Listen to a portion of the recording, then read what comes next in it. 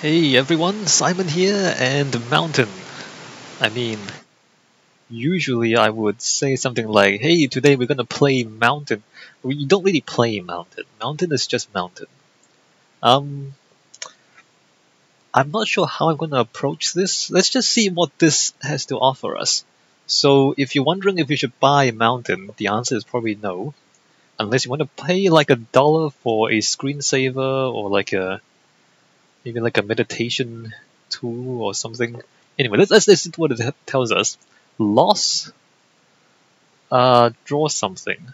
I guess I should draw like a sad face. Like a sad face. There you go. Loss. The past. Um, what's a good drawing for the past? The past. Hmm. Well, in the olden days, before there was sewage, the past generally means a lot of crap in the streets. Like a lot of horse crap and a lot of human crap just all over the streets. Before people really, discovered or invented sanitation, like the streets would be full of crap. Mostly horse crap, but also people crap. So the past is usually crap. So there you go, past is crap. God is, there is no God. Done.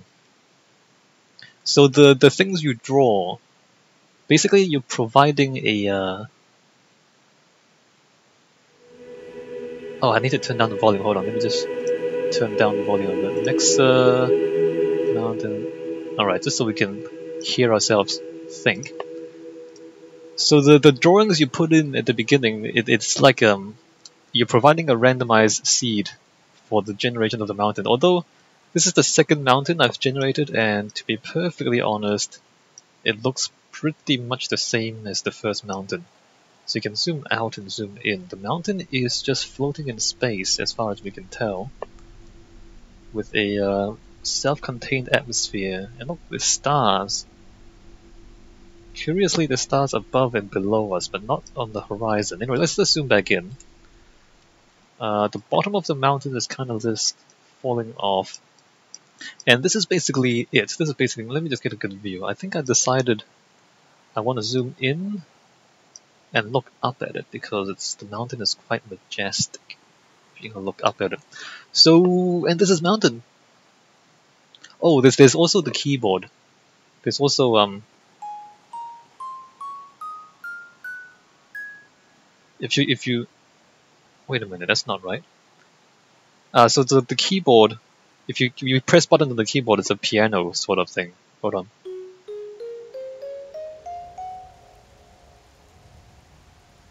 Oh, wait a minute. Okay, and it's also the weather is raining now. I'm just trying to press the keys to see what's going on.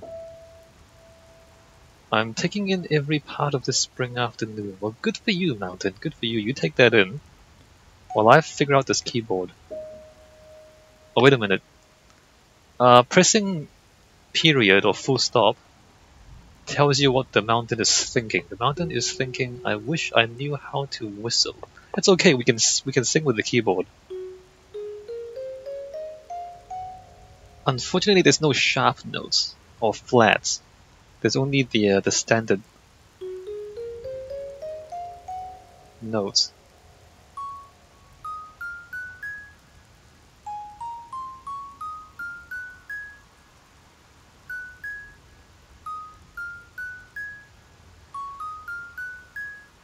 So this is like C, D, E, F, G, A, B, C, I think.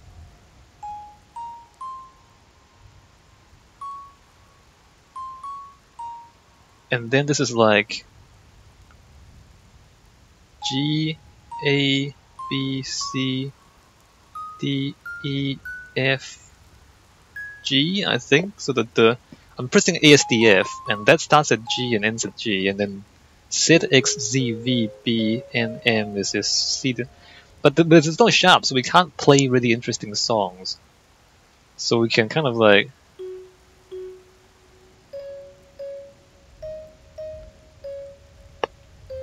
Oops. Wait a minute, this is not C. My bad.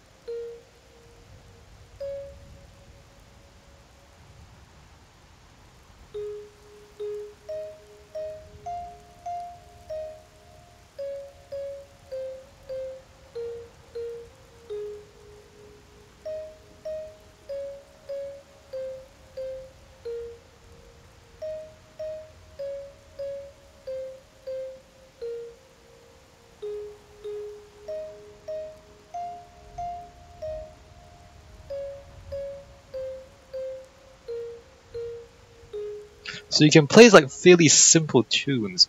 So I thought it was starts at C on the bottom row. It actually starts at B.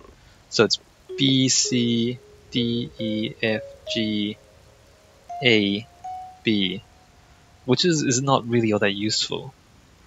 I can't think of any. Wait a minute. Oh, it continues. So this is the comma, this is A. So the keyboard continues upwards. So B, C, D, E, F, G. Oh no, that's not right. B, C, D, E, F, G, A, B, C, D, E, F, G, A, B, C. That's not right neither. Hold on. What am I getting wrong here? Anyway, so that's the keyboard. It's not that good.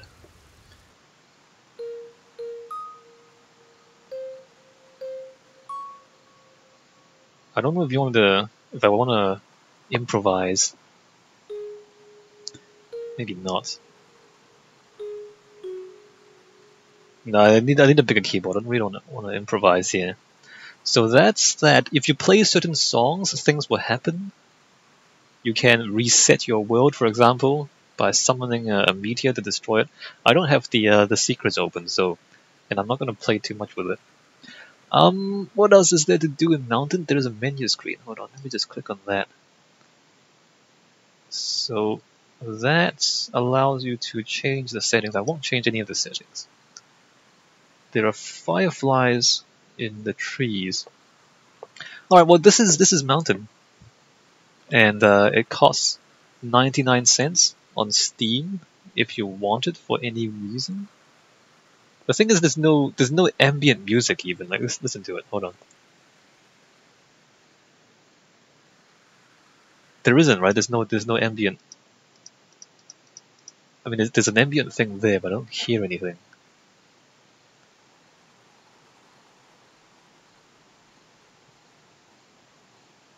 Oh, there's the crickets, which is a bit disappointing. I mean, if there's sort of procedurally generated music, maybe that'll be interesting. I feel like this could be something kind of interesting, but as it is, there's just not very much there. You know what I mean? If you leave it to run for like several hours, you'll accumulate random objects. I think they'll fall from space and just kind of land on your mountain. I don't really think it's all that useful neither. I've come across people who say they name certain rocks and trees and just kind of do stuff like that. I'm not really into that. I mean, the issue of naming things. When you name something, you assert a sort of ownership over the thing, or if not ownership, then at the very least a concept of familiarity. It's like this is no, it is ownership. It is ownership. Like by naming something, it implies that you own it, and I think that's a little bit what's the word? A little bit arrogance to think you can own things.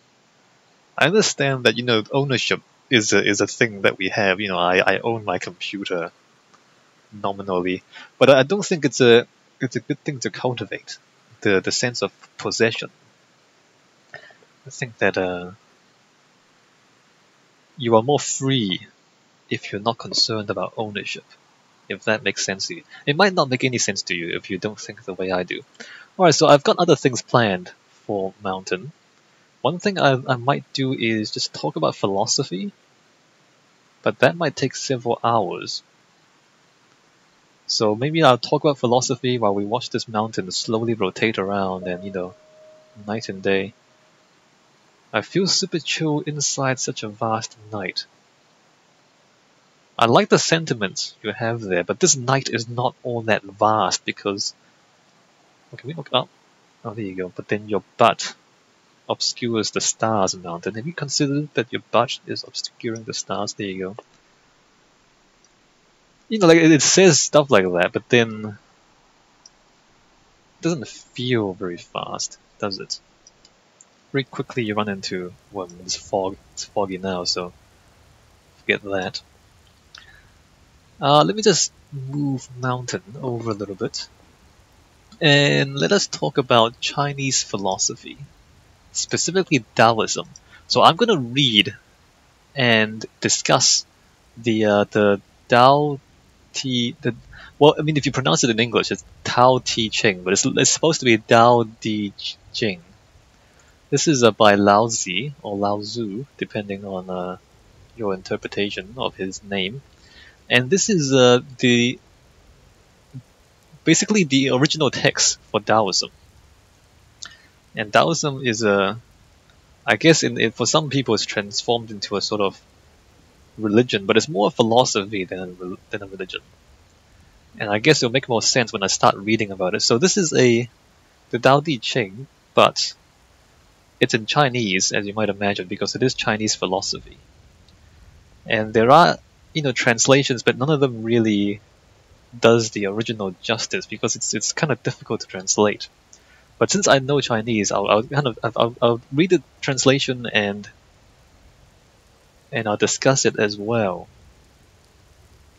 So this is the Wikisource translation, which is done by just normal people, you and I. Oh, there is ambient music, kind of. Is it gonna start chanting at us?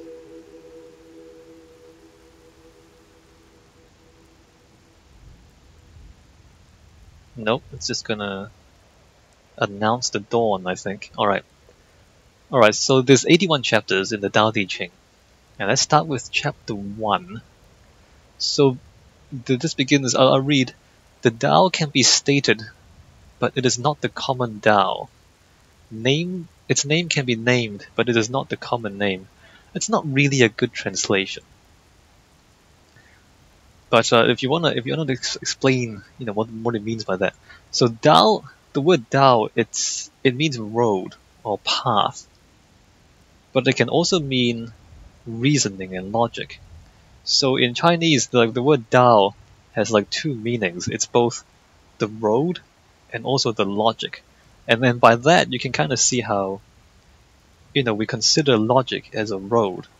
So to arrive at a logical conclusion, you have to walk through step by step, through the reasoning to arrive at the destination. So logic is like a road for Chinese.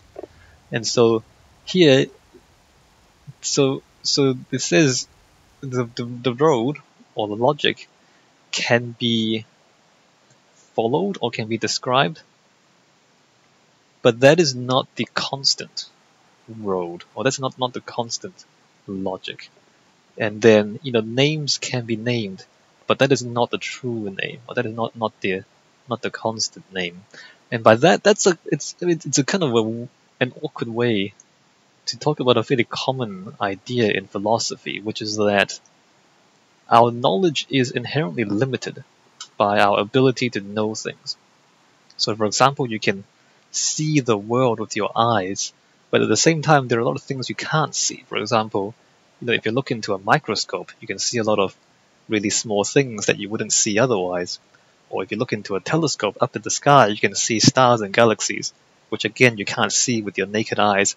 And so the idea is that our ability to understand the world is limited by our physical bodies. You can touch something, but that doesn't really, gives you quite a limited understanding of what it is. You can kind of hear sounds, but again, there are sounds we don't hear, like really high-pitched sounds we can't hear, really low-pitched sounds we can't hear, or really low-volume sounds we can't hear. So the senses that we use to understand the world only give us a partial understanding of the world. And so, the Tao Te Ching, the book, begins by kind of pointing out that whatever it is that we know, it is not everything that exists. We only know a part of things that exist. So then it follows that with not having name is the beginning of the heaven and earth. Having name is the mother of the myriad things. That's not really a good translation. So I guess a better translation might be nothingness, nothing, is the origin of the heavens and the earth, and existence is the mother of everything, which doesn't really make much more sense. But basically, it says that the world begins with nothing, and from the existence of things comes all the different things in the world. It's not really it's not really something you can translate into English and still make sense. In fact, it doesn't really make sense in Chinese neither. But let's just keep that in mind. The interactions between nothing and thing, something and nothing. I guess what is really the point here is that the interactions between nothing and something gives rise to all the myriad details that we see in the world. And then so, always not having desire, thereby can perceive its wonder. That's not a very good translation. Or always having desire, thereby can see its limits. Well, it's not really right, neither. But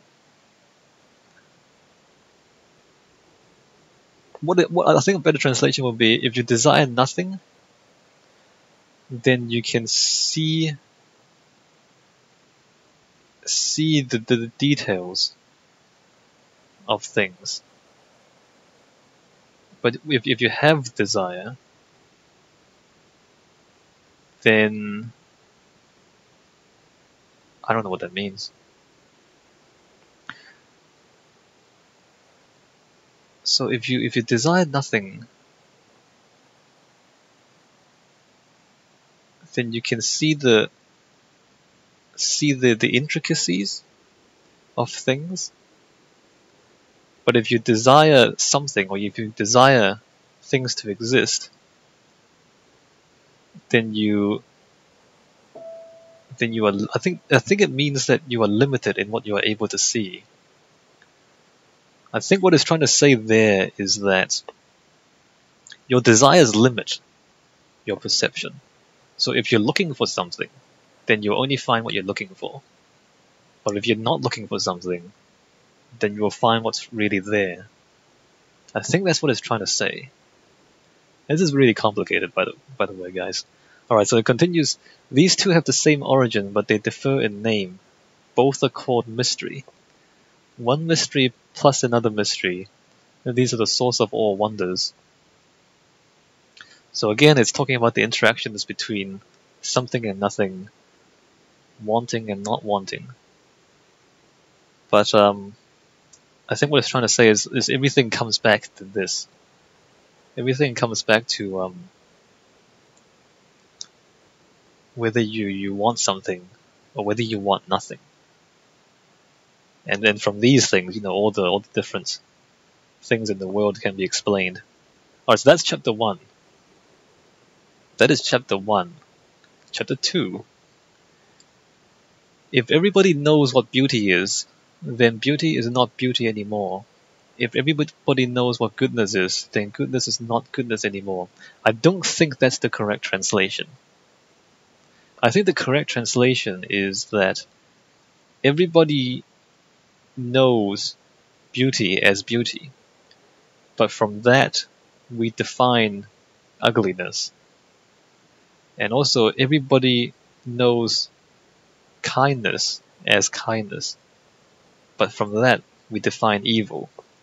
So what it's saying there is quite simply is that everything has opposites.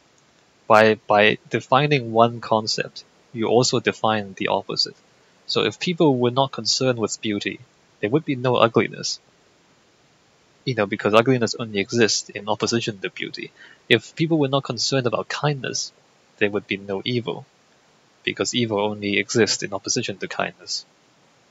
So it is because people perceive one thing that the opposite exists as a concept, right? Therefore, being and nothing give birth to one another. Hard and easy, or difficult and easy, are mutually formed. Long and short shape each other. High and low complement each other. Music and voice are harmonized with each other. Front and back. Actually, that's not. It's more like music and noise are harmonized with each other. Front and back follow one another. So, elaborating onwards, to have any concept of one thing, you also define the opposite of that thing. So, being and nothing define each other. Difficult and easy define each other. Long and short define each other, and so on and so forth. The mountain is feeling kind of weird. Yeah, this is a difficult philosophy. Okay, carrying on. Hence, the sage focuses on non-action in his works, practices not saying in his speech. The myriad things arise but are disregarded. The sage produces but does not own, acts but does not claim, accomplishes work but does not focus on it, and thus it does not go. I think does not focus on it and therefore it does not leave. I think that's what it's supposed to mean. So it talks here about the sage being the wise man or the wise person, focuses on non-action in his words, practices non-saying in his speech, because opposites define each other. If you know what you're doing, you can act without acting, because non-action defines action. It's difficult to explain without kind of specific examples. Like sometimes it's better to do nothing than to do something, for example. Or sometimes a problem can be fixed by not doing anything. For example, just to kind of give a really kind of mundane example, like if you are sick, for example, if you catch the flu, then the way to cure you is for you to do nothing and rest. Like, if you're tired, the way to fix that problem is to do nothing and rest. So sometimes the way to do things is to do nothing. And sometimes to say things is to not say things. Or sometimes to communicate, you need to not say something. Or sometimes to... And it also says how the myriad things arise but are disregarded. I don't know how that's probably not the right translation. I think it's more like many things happen, but the sage is not concerned. A lot of things happen, but the sage is not concerned by all the little details. The sage produces but does not own. That's fairly simple for me. I don't know if it's simple for you guys. So the sage, like you make things and you do things, but you don't own things. Like you just kind of make things and you let it go. You make things and you let it go. And in doing that, you are infinitely creative. Like you just kind of make things and let it go. Whereas if you spend all your efforts trying to own things, then you have less time to make things, if that makes sense. So you just kind of make something and let it go, and then in doing so, you are infinitely creative. Acts but does not claim. The same thing, like you help people, but you don't. It doesn't matter to you. You don't own the action. You just do things, and that's it. Accomplishes work but does not focus on it. So that's the sage. The sage does not. I mean, if you kind of look at these words at a very kind of a superficial level, you might say, well, the sage does nothing, just sits there and does nothing. It's not that you do nothing. It's that you understand when to do nothing, and you understand that you don't have to own anything to do a lot. And it's true. It might not make sense to you if you haven't done it before, but you can do a lot with very little. You don't have to own anything to do a lot in this world. I guess if you look at someone like Gandhi, for example, like He portrays himself as this kind of very simple man, like a poor man who doesn't own anything, but then he liberated India. Or you look at someone like Mother Teresa, again, there's these kind of images of poor people who achieve a lot. Even Jesus. Jesus told people to give away all their possessions to charity and then just go walk with them. I mean, the original idea is that you don't have to own anything to do a lot of good in the world. And that's it's a theme that comes across different religions. It's like this concept of ownership isn't really useful, or doesn't really achieve very much. You can achieve a lot without owning anything anyway. So there's that. That's chapter 2. Chapter 3. Not to quest for wealth will keep the people from rivalry. Not to prize things that are hard to come by will keep people from becoming thieves. Not to manifest what you like and desire will make popular sentiments undisturbed. So in the sage's peaceful and tranquil world, people's state of mind is calm. People live with enough food. People's aspirations are lowered. People's physiques are strong. People will be unknowing, undesiring, and even the knowing ones will never dare to act. Action without action. There is nothing not done.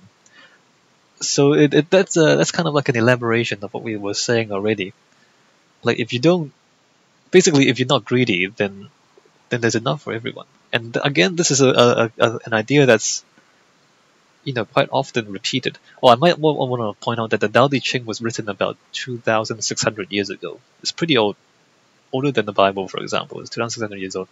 Anyway, so some of these kind of words of wisdom echo throughout the ages because, what's that quote? There's enough for everyone's need, but not for everyone's greed. So that's the idea. Like if you kind of just go with what you actually need, and don't lust after more, then there's gonna be enough for everybody, and you can, if you don't kind of hold too many opinions, if you don't value things that are difficult to come by, then there's no poverty. I'm not sure if that's entirely true, but I think to an extent it is true. I mean, I always find it amusing how people they like precious things. Like, I mean, diamonds are valuable for some reason because, I don't know, they sparkle, I guess. But that's all they do. They just sparkle. It's like you put it on a ring and you wear it and then it looks pretty. But it's just a rock. Like, what are you going to do with it? It doesn't do anything productive. I mean, would you have a diamond ring or would you have a sandwich? Would you? Why would you not choose the sandwich? But that's how people are. That's how people are. So people, place values on these things that really aren't all that useful. But everybody believes that they're valuable, and so everybody kind of pursues these things that don't really do any good to you, right? Like, big houses, fast cars, stuff like that. What are you gonna do with a car that goes 400 kilometers an hour? What are you gonna do? Go to the supermarket and buy a sandwich? Like, you're not gonna drive the car at 400 kilometers an hour. Why do you own a Lamborghini if you're not gonna drive fast in it? Or if you are gonna drive fast in it, then well, okay, that's fine. But there's these things that we esteem these things and we kind of judge them as being valuable. But a lot of these things aren't actually useful. Alright, so let's move on to chapter 4. The Tao is empty, but when using it, it is impossible to use it up. It is profound, like the root of the myriad things, blunt in its own sharpness, unravels its own fetters, harmonizes its own light, mixes with its own dust. It is unclear, but seems to have existed there. I do not know whose son it is, Maybe it was already created before the creator. So, that's a bit mystical. And there are parts of Taoism that is kind of mystical. And I'm not a big fan of mysticism. I'm more a fan of philosophy and logic. What it's saying here is that a lot like Tao, or Tao, or the way of things, or I guess conceptually it is just logic. Is not something that you can use up. Like it's not something that's tangible, but it's not something that can use up. I'm not gonna go through all of the things it says there. I'm not sure if it's all that useful. Blunts its own sharpness, unravels its own fetters. So it's talking about this thing that seems to destroy itself, or seems to act against itself. But in doing so, it follows its own logic, I guess. I guess what it's trying to say is that, like, logic doesn't follow you, or logic doesn't follow what you want to do. You have to follow it. And so, sometimes it seems to act against what you think is a good idea, but it is what it is. And the world is the world. Like, things are what they are, and if it seems illogical to you, it's not the world that needs to change. It's you that needs to learn its logic. Maybe that's what we should take out of this. So if it says it seems unclear, or it is unclear, but seems to have existed there, and it's nobody's son. It's there before the first thing was created, and that the Tao is, I guess, it can be interpreted as just how the world is, or how the universe is. So the underlying logic of the universe is what it is, and if you don't understand it, then it's just you. Like, you can't change it. You have to accommodate it. This was written 2,600 years ago, and of course these days our science and physics, we understand the universe quite a lot more now. And curiously, it's not logic. I mean, it's not. Well, it is logical. It's just not the logic that we usually understand. Things like quantum mechanics, things like relativity, and particle physics and all that. Like, a lot of stuff that we know and we can prove today is stuff that is quite odd. Especially like quantum physics is quite odd. But yet that's how it is. And so I guess the sentiment that if it doesn't seem to make sense to you, then it's on you to understand it. That really is how the universe is. It doesn't necessarily make sense all the time, but that's only because of our lack of ability to understand it, not anything that's wrong with it, right? Anyway, moving on. Chapter 5.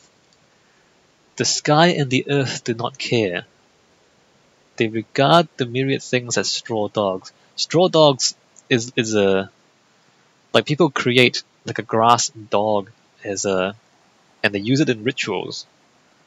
But it's like junk. So it's like a door, or it's like a totem or an effigy.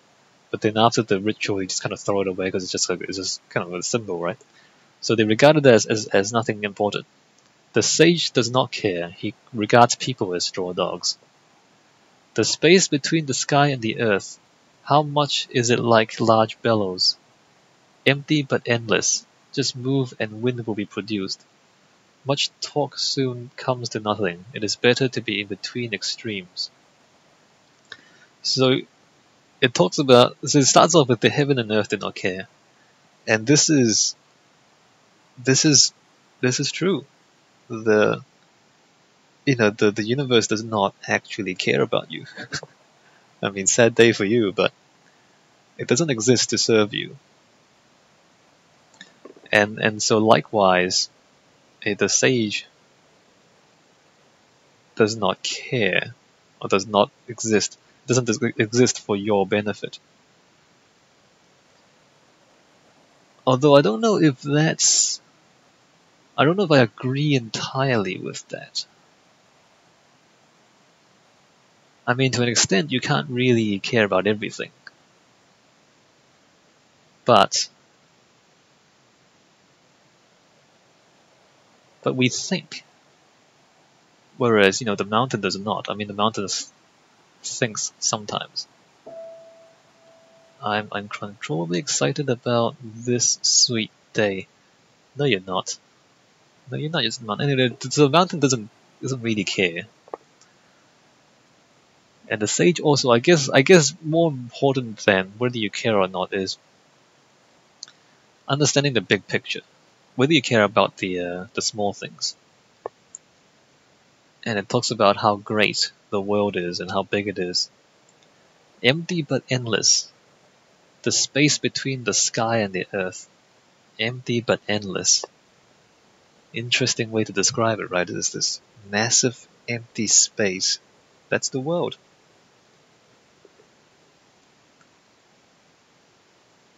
And within this vast space, not very much matters very much. Most of it is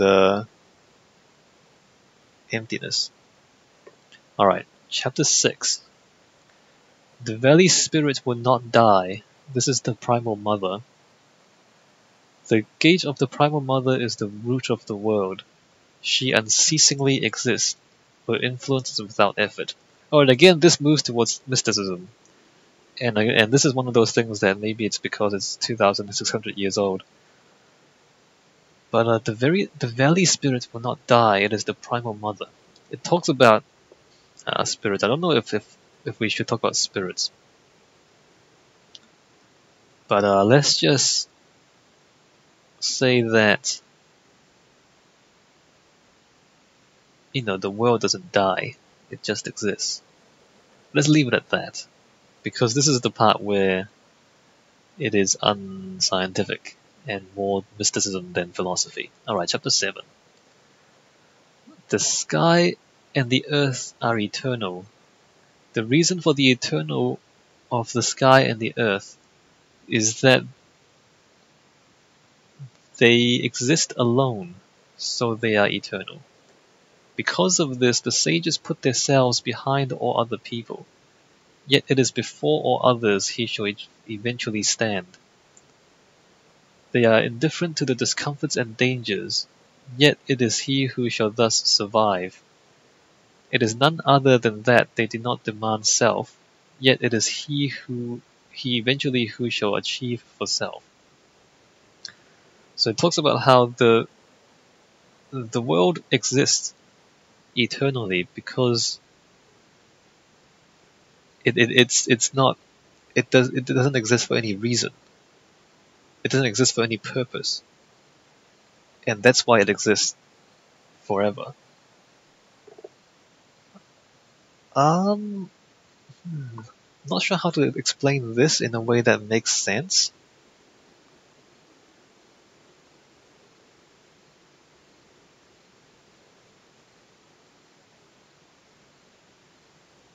But I guess, if we kind of look at the mountain here,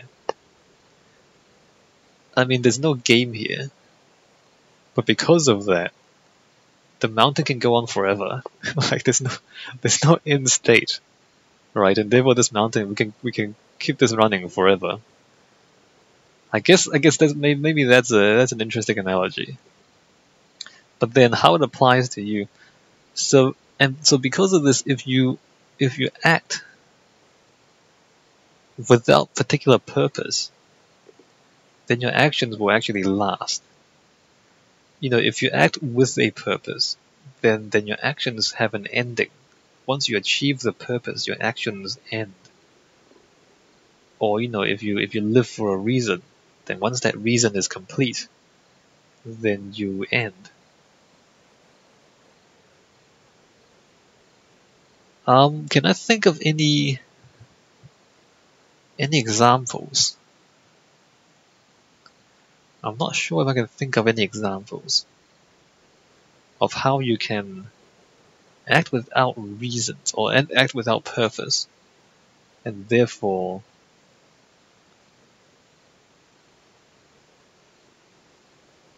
have lasting consequences.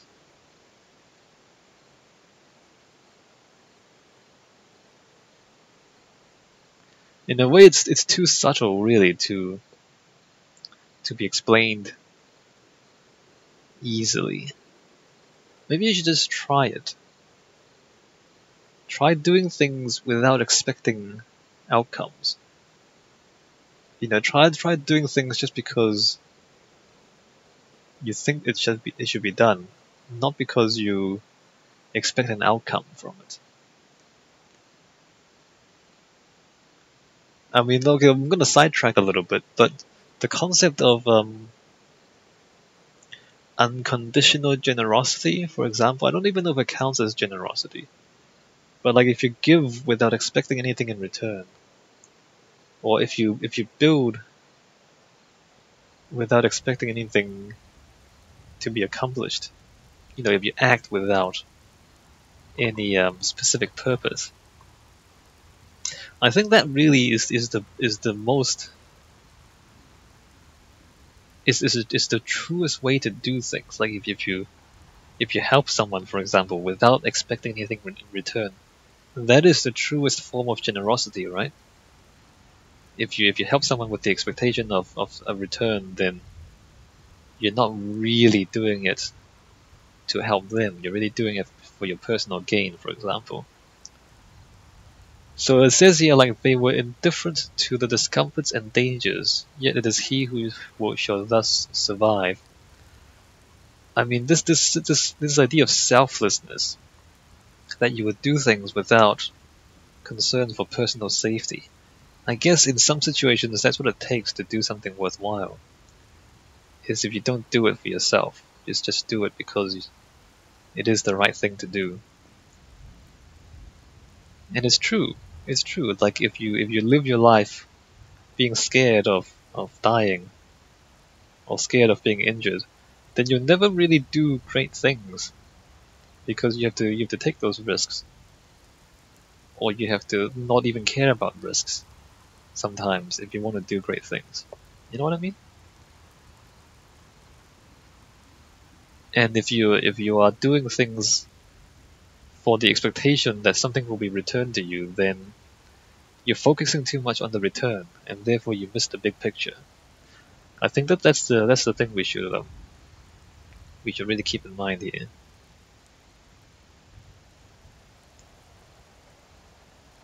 All right, chapter 8.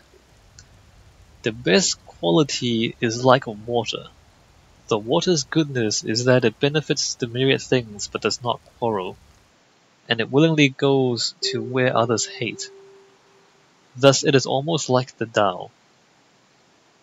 It is good to be on the ground, to deepen a heart, to love people while associating with them, to keep one's word while talking, to be peace while governing, to do what one is capable of, to act at a fit time. Because of the non-fighting over, there will be no problem. So there's two concepts there. The best quality is being like water. This is something that Chinese philosophy does a lot. Be like water. If you're interested, go to... Actually, let me just try this. Let me just go to YouTube and type in Bruce Lee water. So he's got this quote where he says, you have to be like water, Bruce Lee. That's always funny. I'm always amused by that. Alright, you can do that. Type that in if you want. So being like water, being water, it means you are adaptable. You can change into any form you like. And also it says here, it willingly goes to where others hate. So water always kind of flows downwards. So it's not concerned being down. It just kind of it flows in the gutters and it flows into nooks and crannies, and it doesn't mind anything, and it just kind of moves and always just moves and moves and moves to wherever it is that it goes. And so this flexibility and this formlessness and this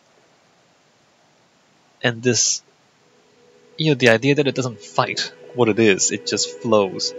That's the quality of water.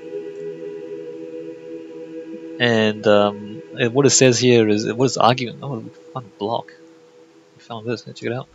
Can we pick it up?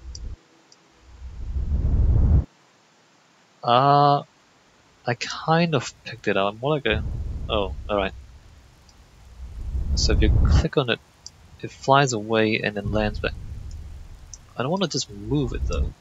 Never mind. We found a block in our mountain. Anyway, so water. There's no water in the mountain, huh?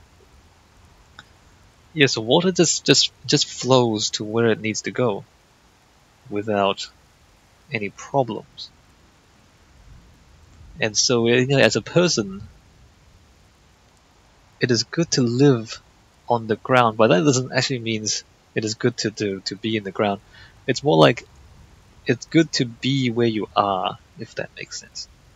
Instead of trying to climb up all the time, just be comfortable where you are. That's easier. Or rather, that's more honest. And so, to do good things where you are, that is the way to live.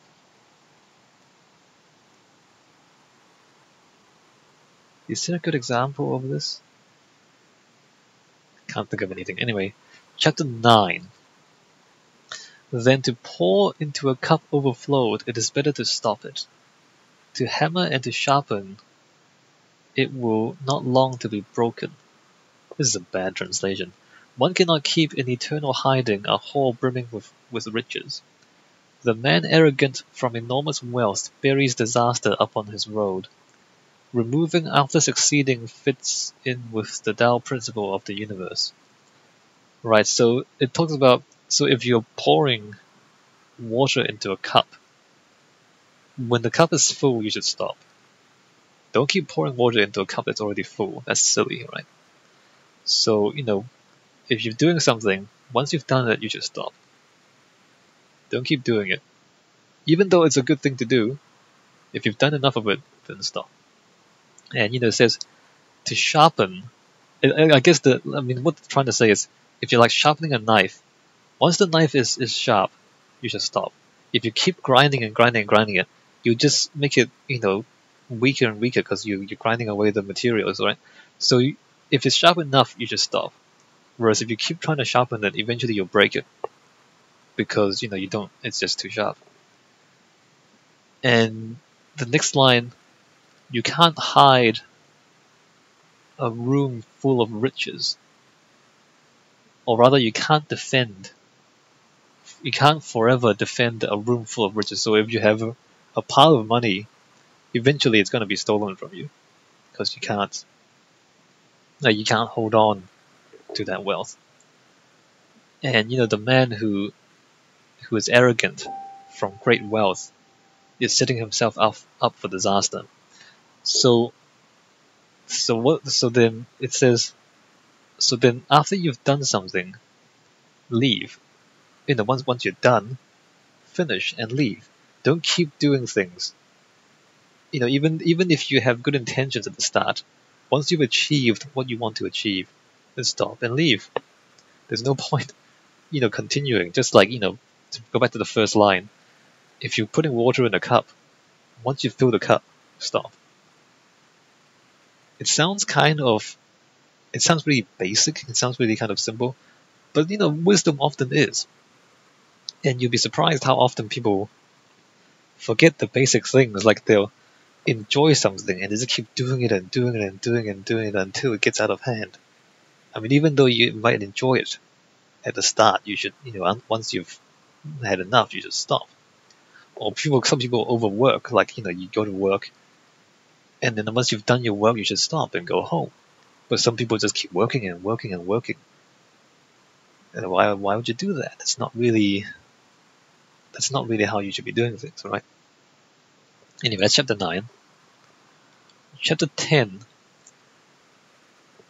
If a soul have been keeping on not being felt by the body, how can the body and the soul not part? Trying lungs to show they're delicate, how can they be like babies? This is a really bad translation. Clean the mirror of ultimate source, how can they not found their defect? To love people and to govern the country, how not to appoint the wise people? The gate of the heaven shuts and opens alternately and frequently, how to act like females? This is a really bad translation. Have known all the causes and defects, how to keep doing only the backlog of things.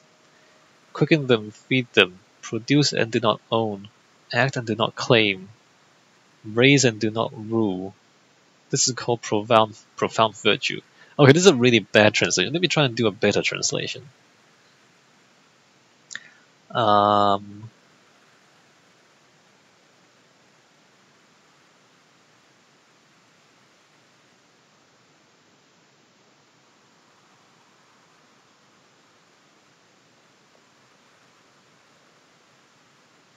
The first line I'm not sure how to translate.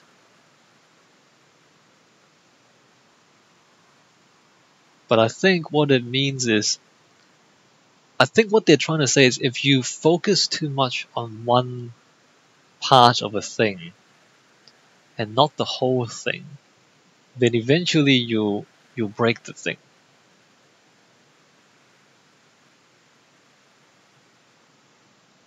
So, okay, the first two examples are a little bit odd, but the third one, for example, like if you try to polish a mirror to perfection, then you will inevitably find the defects in the mirror. Or if you try to clean the mirror to perfection, then you'll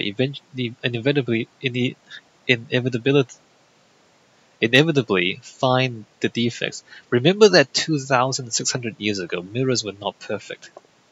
I mean, there wasn't even glass, I don't think. So they're talking about, polished metal mirrors. So if you try to kind of clean the mirror to perfection, you will inevitably find the imperfections in the mirror. So if you focus too much on perfecting something, you only serve to highlight the imperfections.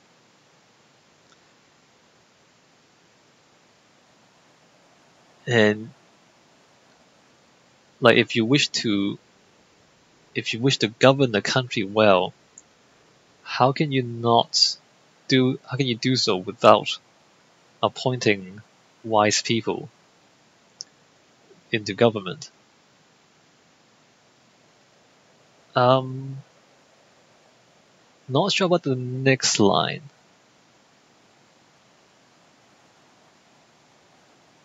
I think what it means is if you're constantly acting, how can you be humble? I think what it means is like the gates of the heaven's doors open and shut all the time. How can you act like females? I think acting like females means having humility, which is sexist, but this is back 2,000 years ago. But so if you constantly, I think the door opening and closing, I think it means if you're constantly receiving visitors, how can you have humility? I think that's what it's trying to say. Like if you're constantly greeting people, how can you be humble? Which is interesting. And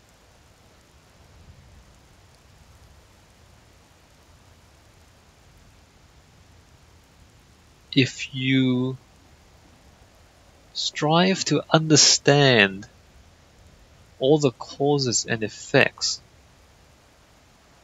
how can you not act upon them?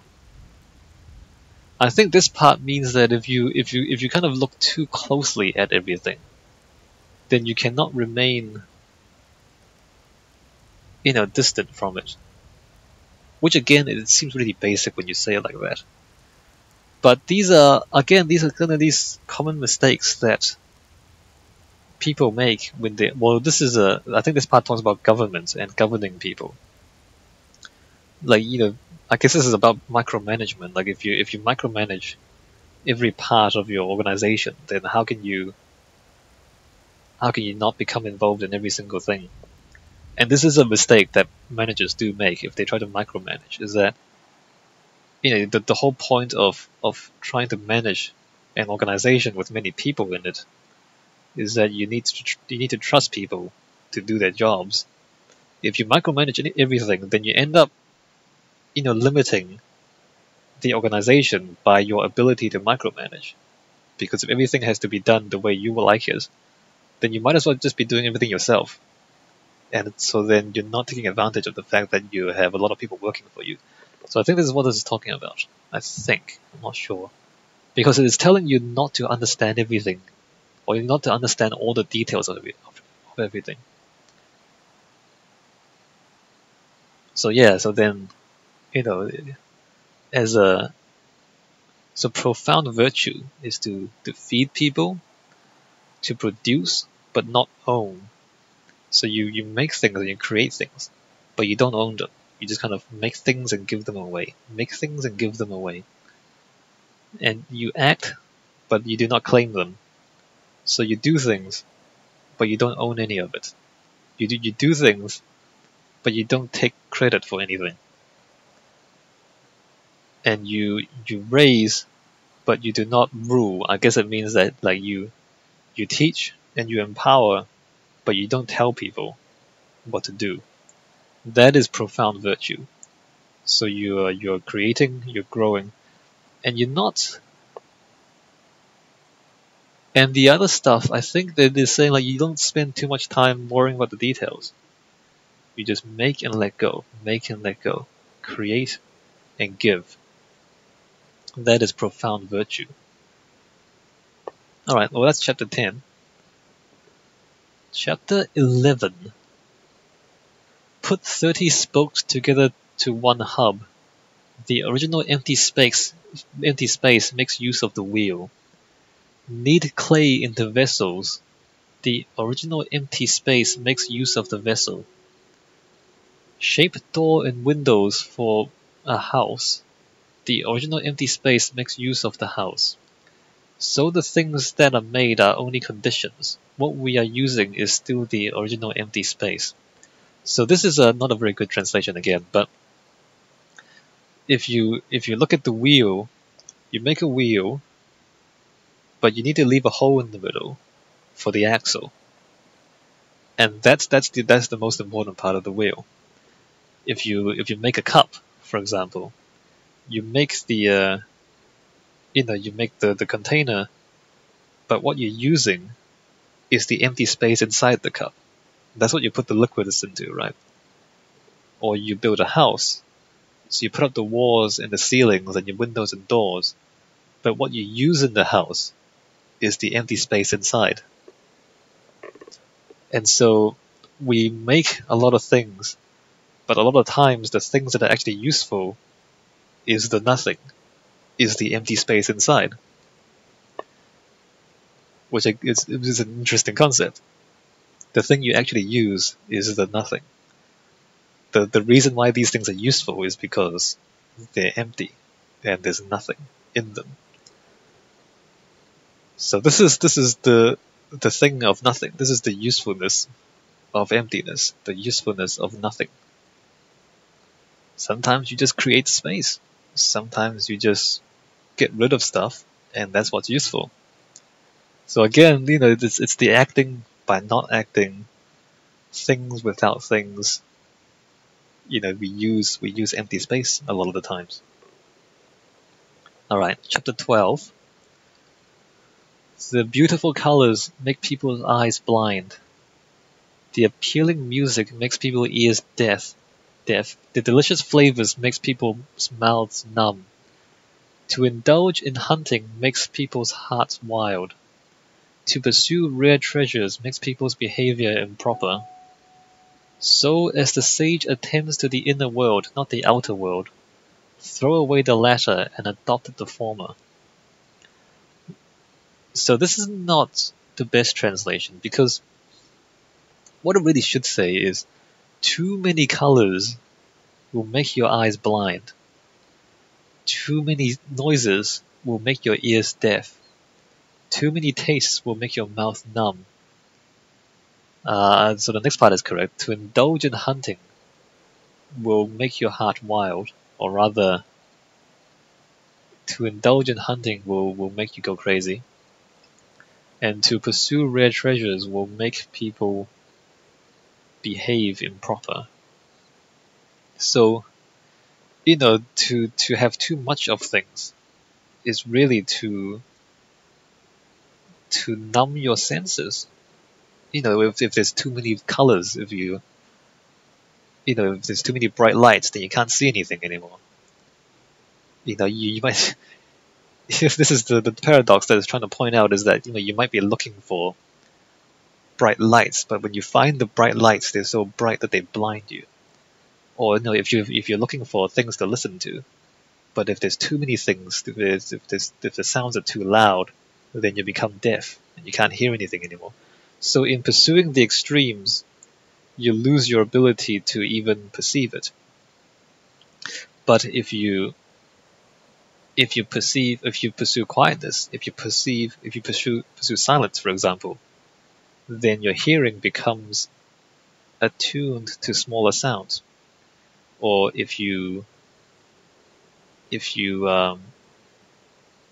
basically to kind of, in order to find detail, and in order to find the small things, you need to get rid of the loud noises and the bright colors and all the rest. So that's how you discover detail.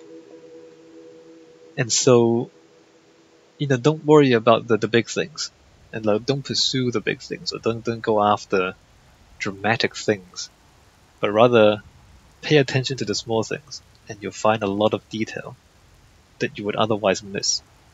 So you find more by looking for nothing. Whereas if you look for things, then you end up blinding yourself and deafening yourself and numbing your taste and so on. That's what chapter 12 says. Chapter 13. To appoint the person that is plowed under is the same as to surprise them. Respecting trusted subordinate is the same as respecting oneself. Why to appoint the person that is plowed under is the same as to surprise them? Because to appoint is to regard the person as subordinate. Getting appointed is being surprised. Being disfavored is also being surprised. This is why. Why respecting trusted subordinate is the same as respecting oneself.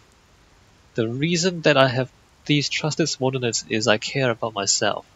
If I do not care about myself, what trusted subordinate do I have? So if you can change respecting yourself into respecting the world, then the world will be able to be reposed to you. If you can change loving yourself into loving the world, then the world will be able to be reposed to you. That's complicated, but the essence of it is, acting in a selfish manner is not.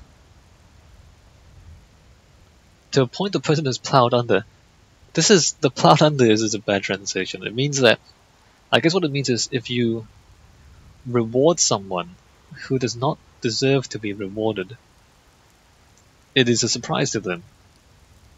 Or rather, it is a shock to them. Whereas to respect someone who's worthy of respect is the same as respecting yourself. So, showing difference to others is in fact self-respect. Because the reason you respect someone, or the reason you trust someone, is because you think they will do good for you. And so, showing difference to that person is the same as benefiting yourself. So help someone is the same as helping yourself. Whereas if you act kindly to someone who doesn't deserve doesn't deserve it. It is a surprise for them, the same as if you try to punish them. It is a surprise for them. I don't know if that makes sense, even if I want to explain it. But I guess the later part makes more sense. So instead of, instead of holding yourself in high regard, if you hold the rest of the world in high regard, then the world can return that to you. And if you love the world instead of loving yourself, then the world can love you in return. And so the idea, what they're trying to say here is that these things that seemingly is a sacrifice, seemingly you are doing things to help other people, in reality you are helping yourself, because these people that you help, they are the ones who can help you back. These people who you esteem, they are the ones who can esteem you back. These people who you love, they're the ones who can love you back. And so instead of being selfish, being selfless achieves what being selfish attempts to do, if that makes sense. So like, if being selfish, you try to benefit yourself. But in reality, being selfless is how you benefit yourself, not by being selfish. Because if you help the entire world can help you back. So that actually helps you more than if you just try to help yourself. Does that make sense? I hope that makes sense. I think it makes sense. Alright, chapter 14. That which is looked at yet never seen is known as invisible. That which is listened to yet never heard is known as soundless. That which is grasped yet never touched is known as intangible. The origin of these three cannot be observed, so mix them and form a unity. Above it is not lit, below it is not dark. The Tao cannot be named by common names, as it returns to its origin. It is the shape of the original shape, the image of the original object. This is blur and profound. Step forward, cannot see its beginning. Follow it, cannot see its end. Hold the ancient Tao to know the present things, and thus know the ancient beginnings. This is the principle of Tao. Alright, so this is a bit mystical, but we're repeating the idea that the true nature of things is not something that we can grasp. And this is, again, I said it earlier, we see things, we touch things, we smell things, we taste things, we hear things, but our senses are limited. And so whatever it is we think we know, just knocked the microphone, sorry. So whatever it is we think we know, it is not the whole thing. The world that we can see is not the entire world. There are things out there that we can't see. So, the truth, or the reality, or whatever you want to call it, the knowledge of the thing that's actually there, whatever that is that we're trying to pursue, you're never going to catch it, because we are limited, we are physically limited in our ability to perceive things and in our ability to understand things. And the Tao, if you interpret that as simply as truth, that is the nature of truth, is that you can perceive aspects of it, but you never truly grasp everything. And you cannot truly grasp everything. Chapter 15. Once upon a time, those who knew the way were a mysterious and subtle people, transient yet profound, tranquil yet utterly unfathomable. Since they are inexplicable, I can only tell what they seem like. Cautious as if wading through a winter river, wary as if afraid of their own neighbors, grave like the courtier's house guest, elusive as of melting ice, pure and natural as of unchiseled gems, wide and open as of a deep valley, yet mysterious, they were like troubled water. Who can remain tranquil amidst troubled airs? What calmness may flow from within? Who may remain at peace eternal, that motion would yield birth to nature. For those who follow the way, fulfillment has never been their aim. Only as they are forever unfulfilled can such freshness be ever renewed. Alright, so this is again a bit of mysticism. The Chinese philosophers, they like to talk about ancient people, and it's a common thing because I think the Greeks also talk about the ancients. Like it's a common theme in a lot of literature, or I guess older literature, that we imagine an ancient time when things were better. And this, I guess, comes from the fact that, when we're children, life is generally easier than when we're adults. So we associate the past with better. Things were more fun when we were kids. But this is it's a fallacy. And unfortunately, it's a fallacy that the Tao Te Ching also makes, is that, the idea that the ancient people had a better life. It's not actually true, but it's a common notion. So you can't blame it too much. Anyway, so if we kind of just ignore the ancient parts and say, people who follow the Tao, look, if the Tao is unknowable and unfathomable, then it stands to reason that people who follow it closely also appear to be unfathomable, also appear to be unknowable. They will do things that seem inexplicable. So that's what it's talking about. So it's elusive as of melting ice. So you can't really grasp exactly what they're trying to do, but they're always tranquil, they're always calm, and they're always at peace. Whether or not that is reliable, I'm not sure. I mean, on the one hand, somebody who appears to be always tranquil and at peace, maybe they have figured it out. Or maybe they're brain dead. It could be one or the other, so I'm not sure if that's reliable. So let's just put it this way. Somebody who has wisdom will appear to be tranquil and calm at all times, that's true. But just because somebody is tranquil and calm at all times, it does not necessarily mean that they understand wisdom. Let's put it that way.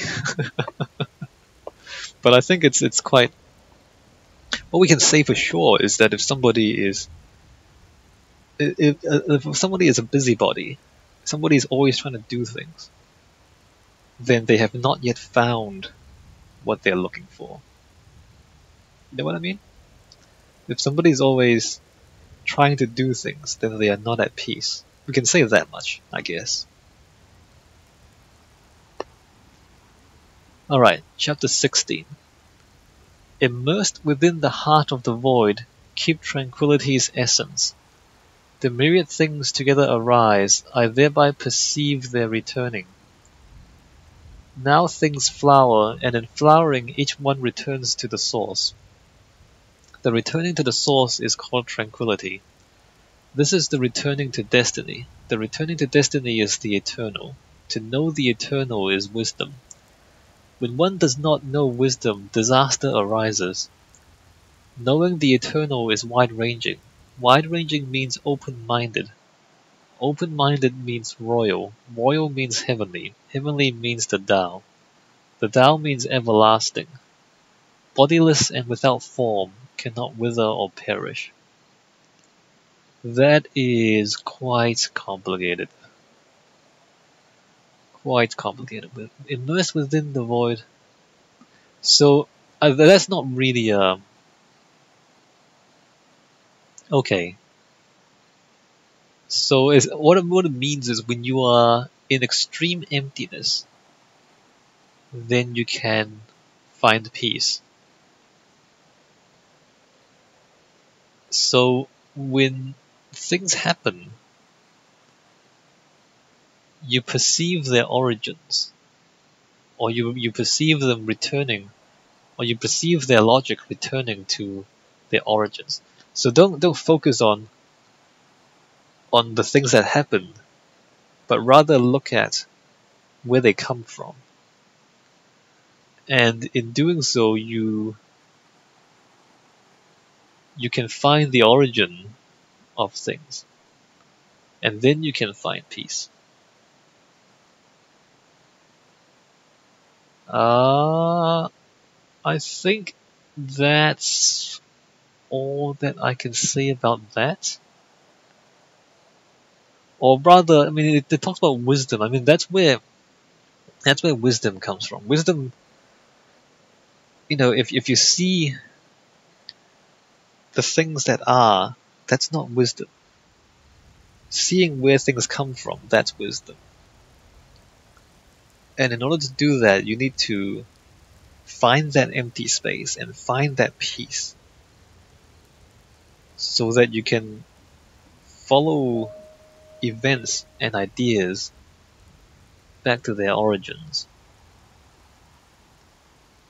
I'm not going to say too much more about that. Alright, chapter 17. Great rulers are hardly known by their subjects.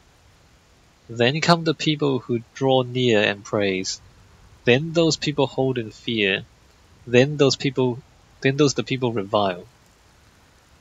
When one lacks trust, one finds no trust. Reluctantly, without boasting, perform actions, accomplish deeds. The people will say it happened naturally. So what it's saying there is that if you're really good at something, it will appear to be effortless.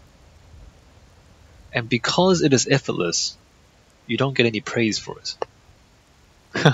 Curious, right? So if you're really, really good at something, you will do it and people won't even notice you doing it. Imagine you're doing a magic trick. If you're really good at doing the magic trick, people won't know what you're doing. Like people won't be able to tell. So what it's saying here is that when it says great rulers are hardly known by the subjects, is that the most competent rulers, they rule and people don't even realize they've done anything because they've done it so well that it just happens and people don't notice. So that's the most competent of people. Next are the people that most people praise. So they see what they do and they say, hey, that's good work. And then are the ones that people hold in fear. So the rulers that people fear are third. And then the ones that people hate are fourth. And so the greatest rulers are the ones that, you might think this is kind of counterintuitive, but the smartest people, you don't even notice how smart they are because they make things happen so smoothly that you don't notice they've done anything. And it is actually reliable. You might think, well, how is that reliable? Like, if I vote someone into office and they don't do anything, then how is that a reliable way of knowing whether they're competent or not? They haven't done anything. No. If someone is incompetent, and they're literally incompetent, you notice. Like, if someone is supposed to be in charge but they're incompetent, you will notice things falling apart. The fact that things are not falling apart means that they are competent. Like, you don't need to be able to see a lot of stuff being achieved to know that to have proof that they are competent. Just the fact that things are not falling apart proves that they are competent. It's not something that most people go by. Like, people usually say, oh, I can see that person doing something good, therefore he must be doing good. No, the person who seems to do nothing quite possibly is doing better. Because you can't get good results without actually doing something. So it says here, the best rulers, like to be the greatest ruler, do things without boasting, and then get things done. And if people say that things just seem to happen naturally, then you know you've done it well. If people don't praise you, they just think that good things happen without, they think that good things just happen, then you've done really well. That's how you know you've done really well. Chapter 18. When the Tao is lost, so there arises benevolence and righteousness. When prudence and wisdom appear, there is great hypocrisy. When family relations are not right, there is filial piety and paternal affection. When the state is confused and chaotic, there is loyalty and faithlessness. That seems to go against everything that makes sense, right? That's like the opposite. But remember, at the beginning of the Tao Te Ching, we talk about how opposites define each other. And so when you see, so when it says, when you see benevolence and righteousness, that's because the Tao is lost. So when people are doing good deeds, it's only possible because good deeds are needed. If good deeds were not needed, there would not be good deeds done.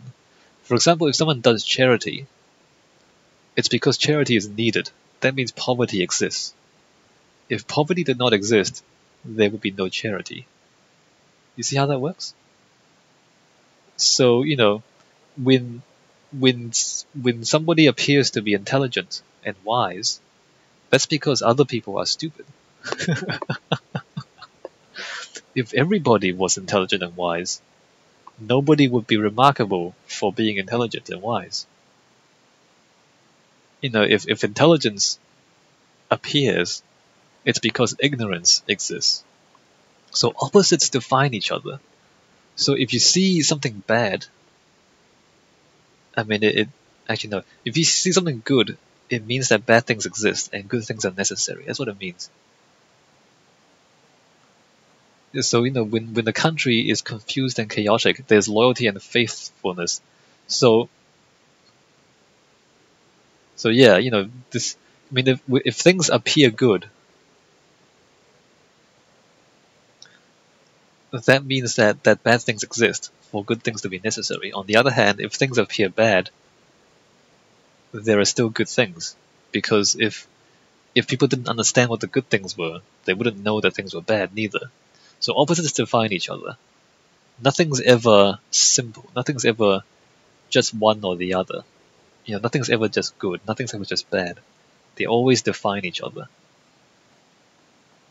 Alright, chapter 19.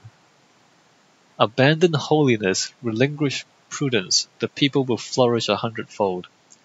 Abandon benevolence, relinquish righteousness, and people will return to filial piety and affection.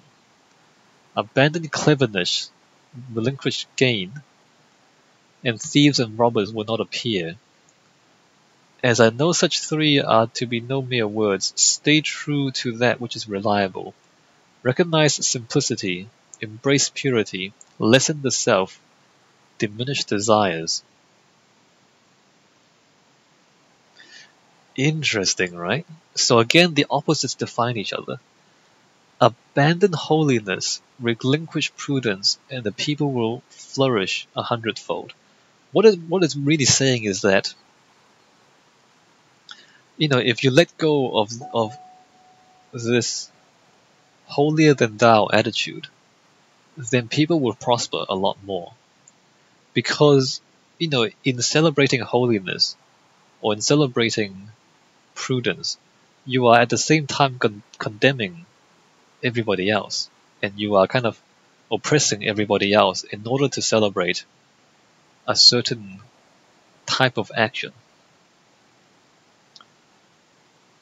Like if you abandon benevolence and relinquish righteousness, then people will return to filial piety and this is familial, so filial piety and affection. What they mean is if you stop being the one to provide everything, then people will provide for themselves. Not sure how accurate that is, but to an extent it is true. Eventually you have to abandon benevolence. When and how you do it, I think is important too. You don't just stop helping people and then everything will be okay. That's not necessarily true. But in order for people to genuinely be, self-supporting, you eventually have to stop helping them. But again, I think, when you do it and how you do it is quite important.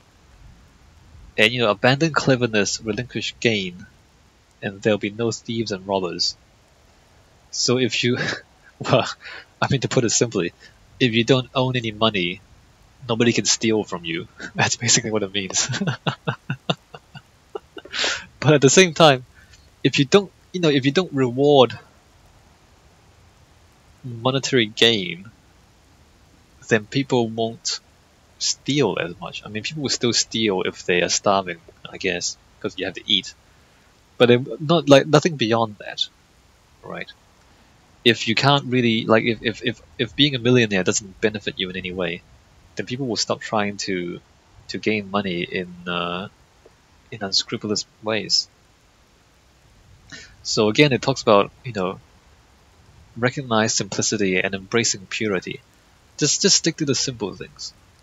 Don't look for extremes, because as we keep saying, by celebrating extreme good, you are also highlighting the bad, and you are also condemning the bad, and that causes suffering. All right, chapter 20. Discard conventional doctrines and be relieved from anxieties. Approval or flattery, what difference does it make? Good or evil, what difference does it make? Just because the people are at awe, you cannot be indifferent. Ridiculous and ungrounded. When everyone is celebrating and joyous, as if relishing a spiritual triumph, as if enjoying a victorious feast, I alone am peaceful, contemplating the myriad future, dazed like a newborn child, seizing the moment, pondering the uncertainties. When everyone feels lavished, I alone am hollowed, I am a fool, confounded. When everyone seems enlightened, I alone am in suspense. When everyone is watchful, I alone become restful. Enigmatic like the obscure twilight, desolate like the infinite universe. When everyone is focused, I alone am playful and trivial.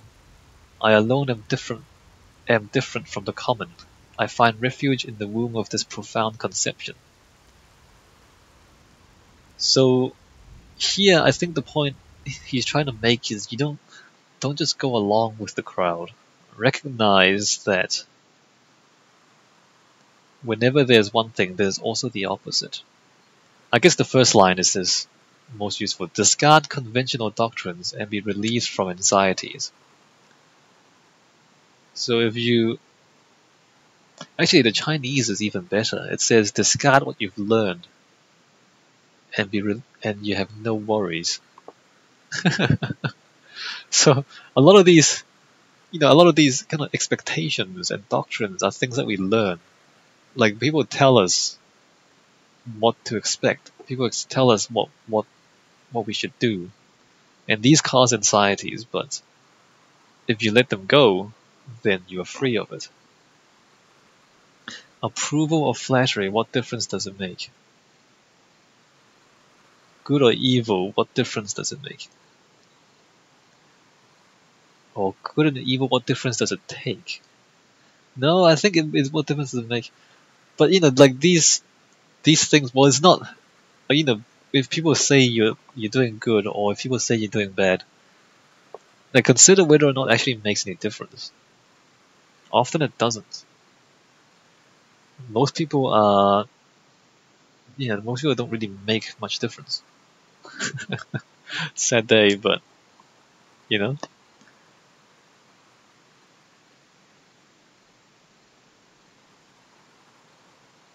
If people are, if people praise something, do you also then have to praise it, or can you not praise it? Does it matter? When people celebrate, can you be peaceful? Do you have to go along with the celebration? And the because of the nature of the world, because of the fact that opposites define each other, a wise person might appear to act in opposition to everybody else, inexplicably. Because, when people are celebrating something, it also means that the opposite is also true. So when people are happy, perhaps you can feel sad. Because whatever it is that's making people happy, there will also be that opposite that is defined. I'm going to leave it there because I don't want to go through the same thing over and over again. Alright, chapter 21. Where the greatest virtue resides, only the Tao may reveal. Things that bestow the Tao radiate such liberty, such easiness. Eased, liberated from its form, yet fashioned. Liberated, at ease with its position, yet poised. Mesmerizing and mysterious, brilliance from within. Its brilliance so enlightening, it exemplifies the truth. Traversing through all times, its name is not diminished. Amassing all marvels of human intelligence. How do I know the essence of all marvels? By observing things that bestow the Tao.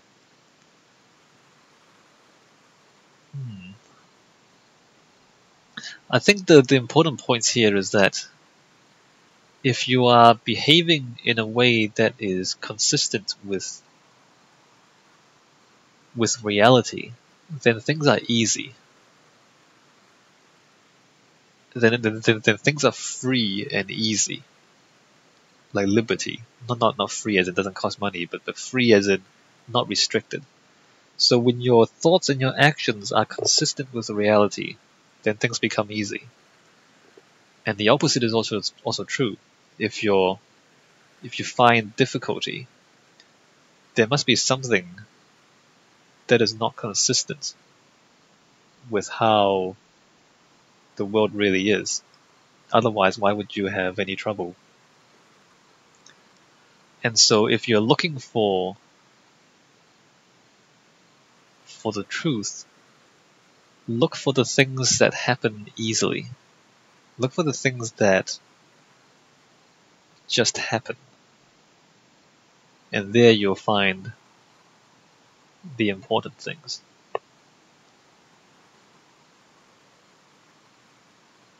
Alright, chapter 22. Fractured, one asserts unity. Crooked, one acts straight. Depressed, one appears fulfilled. Exhausted, one exhibits freshness. Ignorant, one expresses intelligence. Excessive, one becomes delusive. Hence the master maintains integrity and sets an example for the people. Profess not and reveal enlightenment. Contend not and lavish brilliance. Proclaim not and win praises. Dignify not and garner respect. The master contests not, therefore is uncontested. Fractured, one asserts unity, such timeless truth. With genuine integrity, one rediscovers self. Again, this idea that opposites define. And so, by being fractured, you assert unity. By being crooked, you act straight.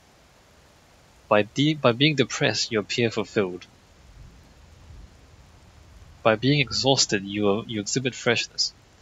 So this is really common. The Chinese is also very brief, so it's kind of difficult to understand what it's really trying to say.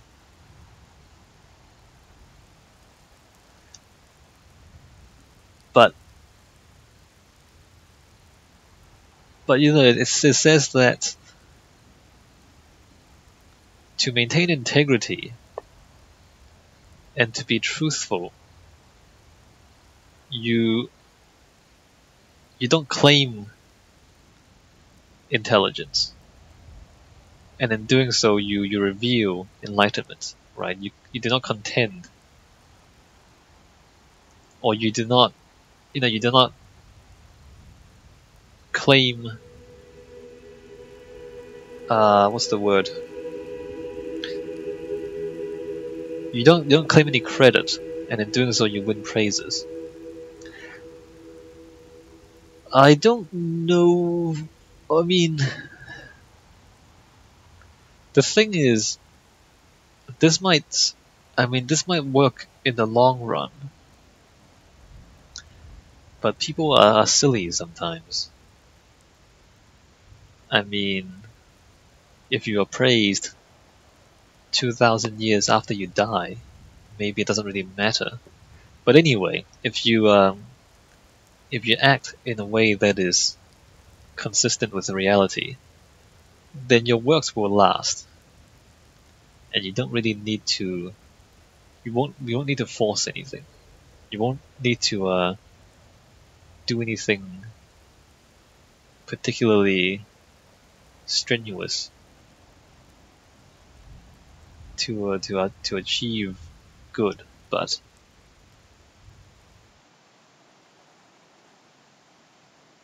I don't know. It's difficult. It's difficult in a world where everyone else is short-sighted.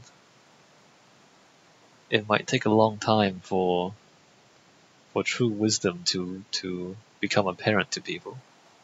Anyway, chapter 23. Less spoken words speak for themselves naturally. Therefore gusts cannot chill the exuberant day. Showers cannot turn day to dusk. Why is it so? Even the heaven and earth cannot counter its own force, let alone people. Therefore those engaged with the Tao takes pleasure that the taught is the Tao, the virtuous is the virtue. The perplexed is perplexity. At one with the Tao is welcoming. At one with virtue, virtue is appreciating. At one with perplexity, perplexity is gratifying. Lack of belief explains the disbelief in this futility. Again, it's talking about accepting things for what they are. So it says like let's words that are words that are seldom spoken speak for themselves naturally. Which is true. Some people talk a lot and say nothing. Whereas some people say very few words but communicate a lot. And I think that is true. Like if you say a lot, you end up communicating very little. But it talks about you can't change, you can't turn day into night. You can't change what is. And so if you find pleasure in what is, then you will find the Tao. Instead of trying to force your opinions onto reality, just accept reality for what it is, and you'll have a better time. Alright, chapter 24. Ones who reach do not stand. Ones who stride do not pace. One's self-seeing are not enlightened. One's self-possessed are not established. One's self-asserted are without accomplishments. One's self-esteemed are without respect. These, according to the Tao, are called extravagance and exorbitance. Materialistic matters alike are resented. Therefore, those embracing art dwells not. So, it says that, like, if you're trying to do something, then you're not actually doing it. So if you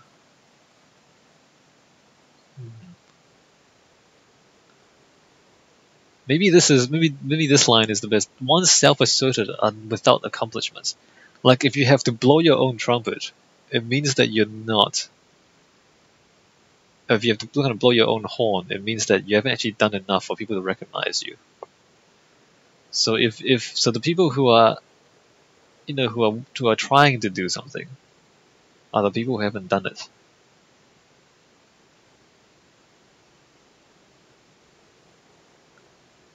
And in a really complicated and roundabout way, if you're looking for truth, then you haven't found truth. And it's difficult to explain, but the truth, this is found not by looking for it, but simply by seeing what's there. So if you go and deliberately look for it, you're not going to find it, or you're not going to see it. You kind of have to stop looking in order to see it. If that makes sense, I don't know if that makes sense, or rather, I don't know if that's easy to understand. All right, chapter 25. Mired into existence before the conception of heaven and earth, tranquil and desolate, independent and undeterred, cyclical and not circumvented. As being the mother of all nature, its name is unknown. I call it the art of the Tao, and arbitrarily describe it as great. Being great, it is desolated. Being desolated, it is removed. Being removed, it returns. Therefore the art is great. Heaven is great. Earth is great. The Master is also great. These are the four noble greatness, and the Master is one of them. The Master is inspired by the underlying principles of the earth. The earth is inspired by the underlying principles of the heavens. The heavens are inspired by the underlying principles of the Tao. Art is inspired by underlying principles. That seems more like mysticism than logic and philosophy. I don't really want to comment too much on this. Other than, it's kind of repeating stuff that's already been said.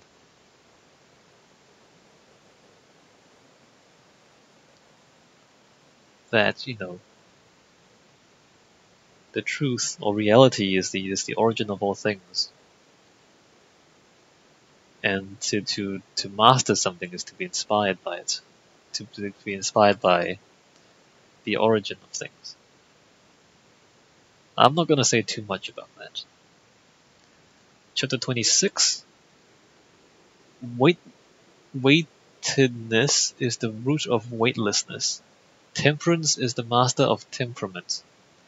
Therefore the master stays close to trusted supplies and expeditions.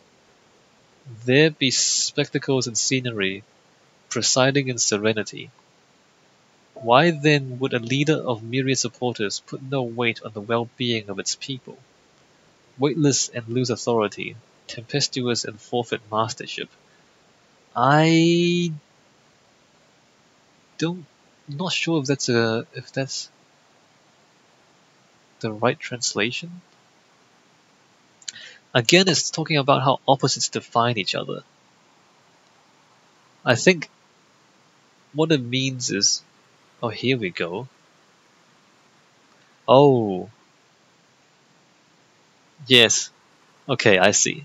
It's not a full translation of the Chinese. In the Chinese, it says, why would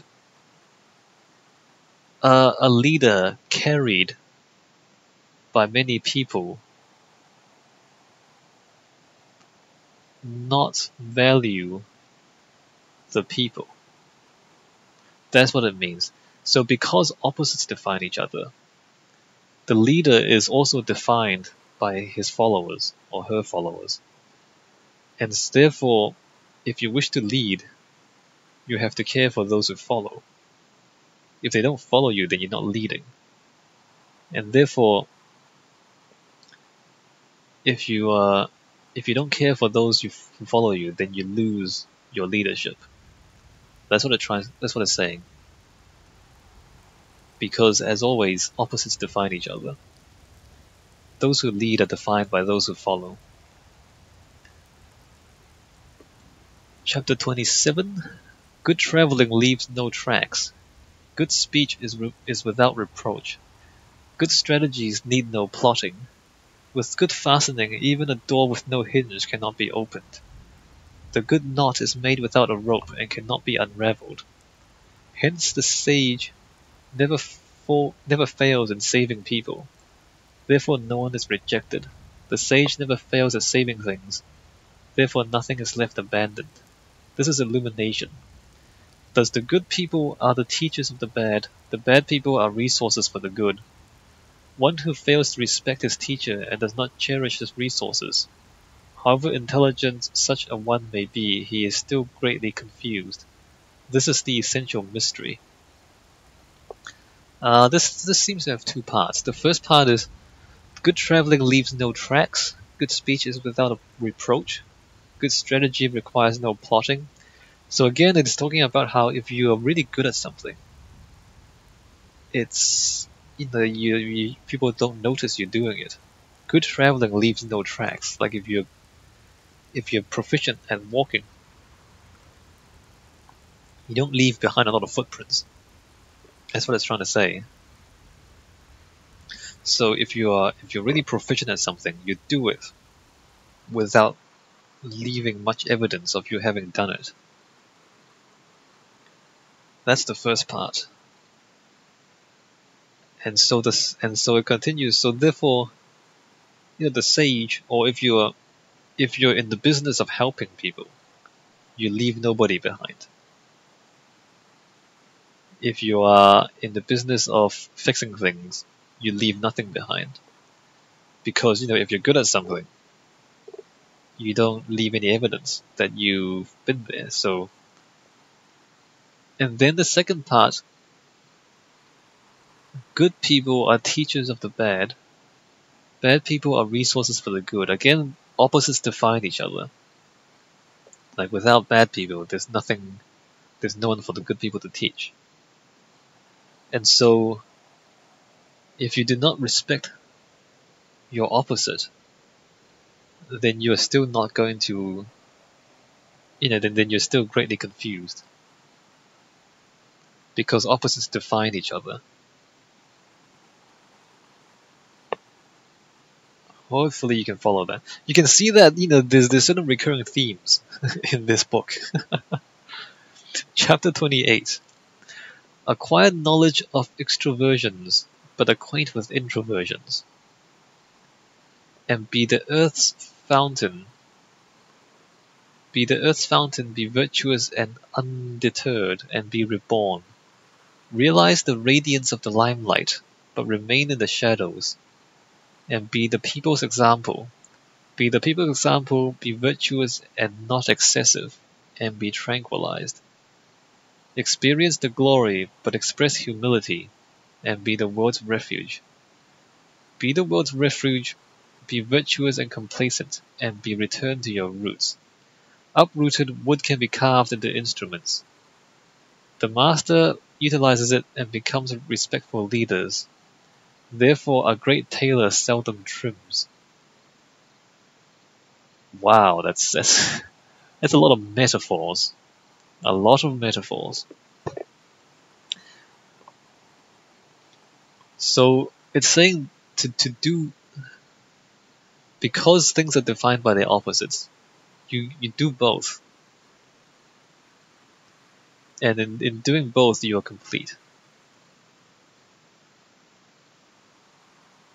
So it says things like experience the glory, but express humility, and be the world's refuge.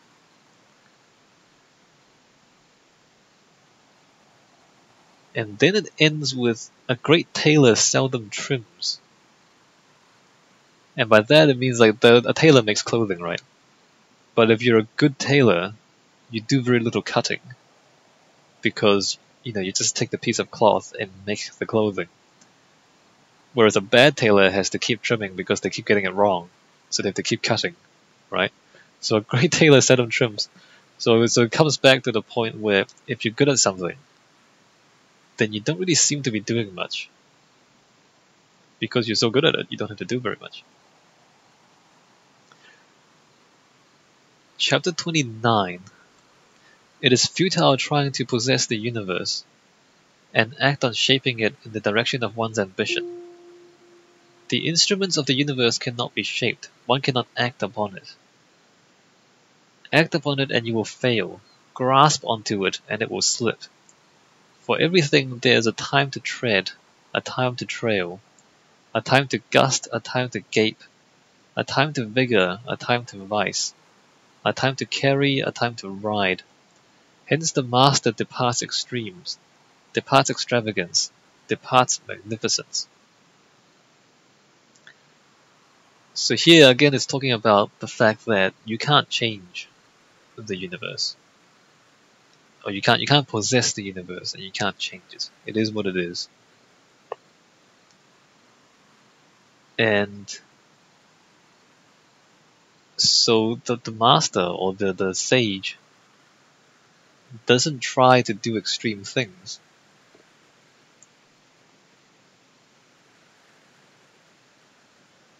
And there's always there's a time for everything. There's a time to lead and there's a time to follow. There's a time to be strong and a time to be weak. There's a time to carry and a time to ride. So depending on the circumstances, you might do opposite things and they'll be correct. So you don't do something, or you don't kind of you don't try to do the same thing all the time, and you don't try to push things to extremes. Alright, chapter 30. One who offer advice in the art of governance offers not the use of force to dominate the world, understanding its invitations to retaliation. Where troops tramp, thorns thrive. After great battalions, years of resentment are inevitable. Therefore the master bring to fruition and leave be, daring not to capture dominance. Accomplish and refrain glorification. Accomplish and restrain aggression. Accomplish and relinquish pride. Accomplish and take no credit. Accomplish and refuse domination. Matters that mature grow old. That is not in the art of the Tao, without the art of being and be premature. So it's talking about the use of force. And so a person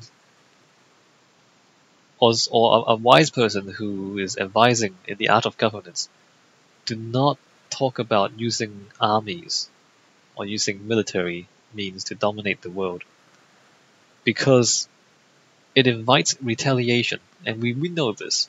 You invade someone, they're gonna fight back. Of course they will. And where the soldiers go, thorns thrive. They're talking about the fact that you destroy, wherever you send your military, things will be destroyed. It's not a way to grow anything. It's a way to destroy things. And after a big military invasion, there'll always be many years of anger and resentment. And so, the sage simply does things and then lets it be, and then lets it go. So you don't try to dominate, and you don't try to own anything. So you accomplish and refrain glorification. You accomplish and take no credit. And that's how you get things done.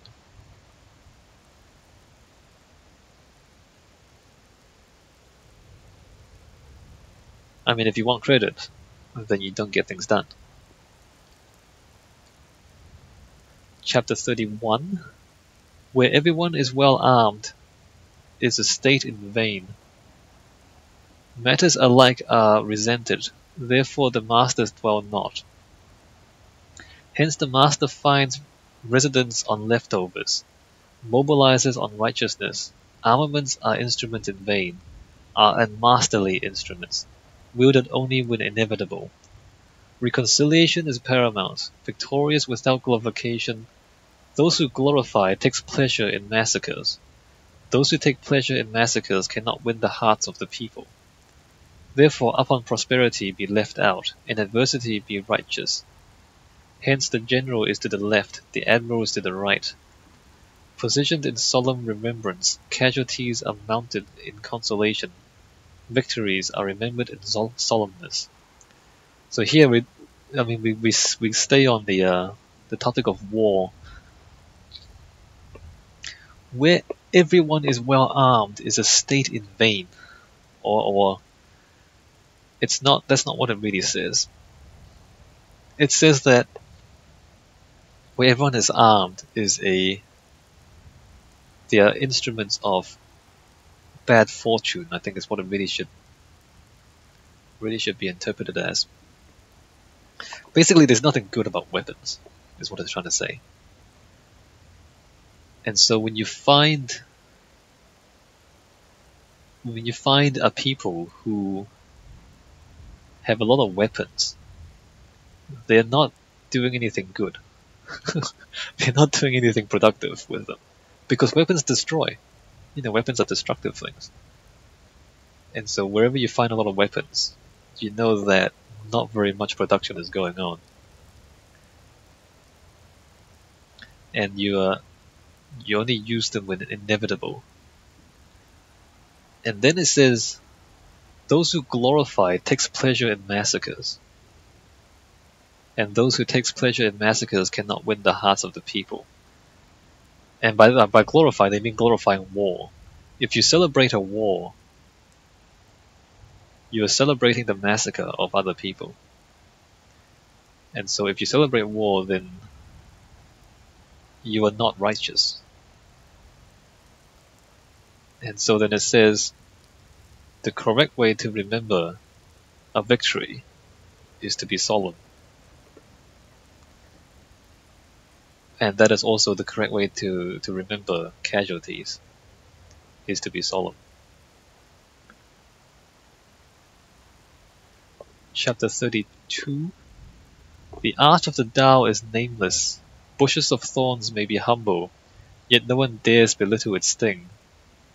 When leaders abide, the myriad things follow. Heaven and earth complement another, morning dew befalls. People without ordinance become orderly. Orders are identified by classifications. Once the classes are identified, one soon sees the limitations. Knowing the limitations thus become unlimited. Like that where the art is manifested in the world, is there where rivers merge into oceans. Again the metaphors, and I don't think it's all that well translated. So the constant, or the ultimate truth, is without name.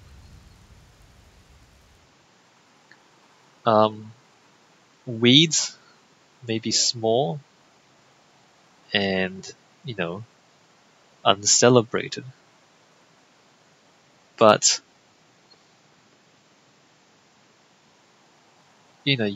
but it has thorns, and nobody belittles its thorns.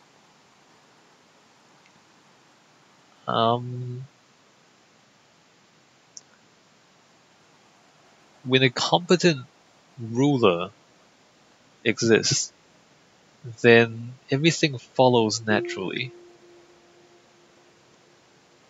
And, without force, people order themselves. Again, it's talking about how if a person is competent, then they can govern without seeming to do very much. Alright, let's move on. Chapter 33. Knowing people is being intelligent. Knowing self is being enlightened. Victorious over people is being powerful. Victorious over self is being invincible. Those who are content are submerged in wealth. Those who are contentious are submitted to ambitions. Those who do not forget their principles endure. Those who die but are not forgotten live on. So it's talking about mastery over the self is more important than mastery over others. And actually it's not. So if you're actually the Chinese, it says if you know when it is enough, then you are wealthy. So, basically it's like if you're not greedy, then you are wealthy. If you're greedy, then you're always poor, because there's never enough for you. But if you know when it is enough, then you are wealthy.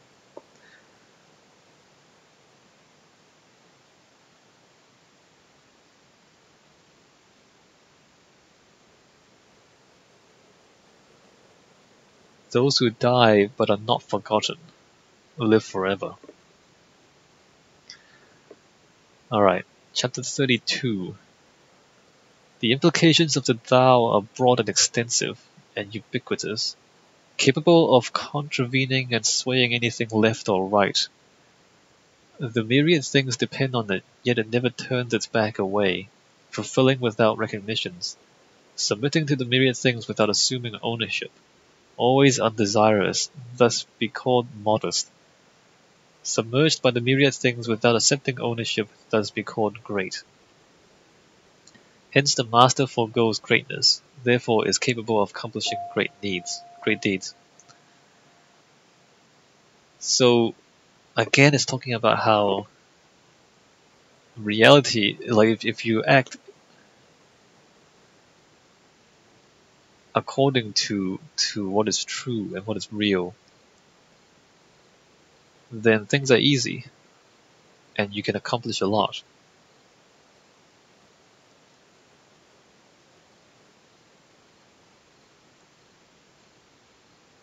You do things without desiring anything. You do things without claiming credit. Anyway, chapter 35. Herald a great icon, and the people come. Come towards unharmful doctrines, people find security. Peacefulness and prosperity, music and enticements craves the visitor to stay. The words of Tao are tasteless and lack sensations. Observe it and it cannot be seen, listen and it cannot be heard, exploit it and it cannot be exhausted. I'm not sure if that's...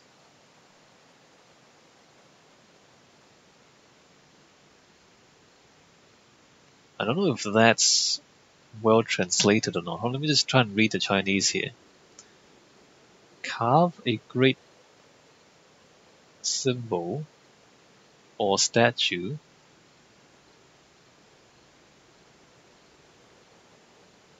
and the people will come, be at peace and not be harmed.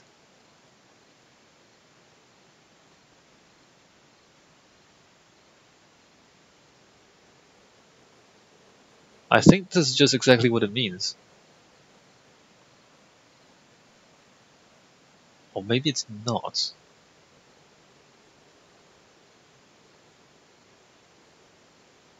I'm not sure what it means.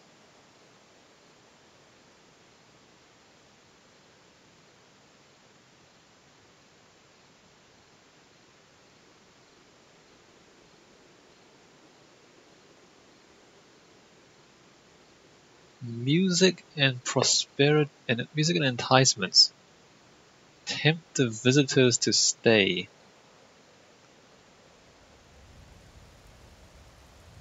I think it's talking about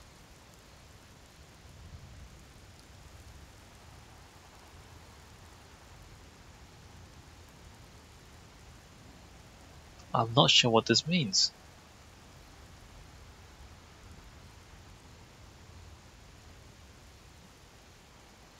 I think it's talking about there are things that people think are good, but the truth is not any of those. The truth is tasteless. It cannot be seen, it cannot be heard, it cannot be touched. I'm not too sure what that means, to be honest. Alright, chapter 36. That which is about to wither must have once bloomed. That which is about to falter must have once dominated. That which is about to be abandoned must have been promoted. That which is about to be taken away must have been given to.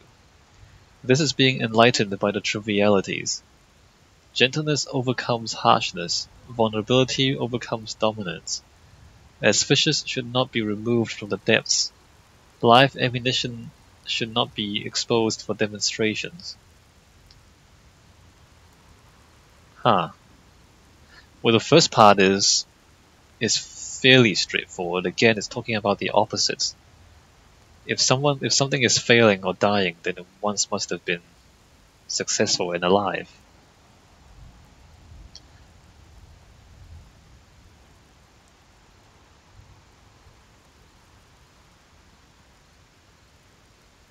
Oh, and thus weakness and gentleness and quietness over time overcomes dominance and harshness.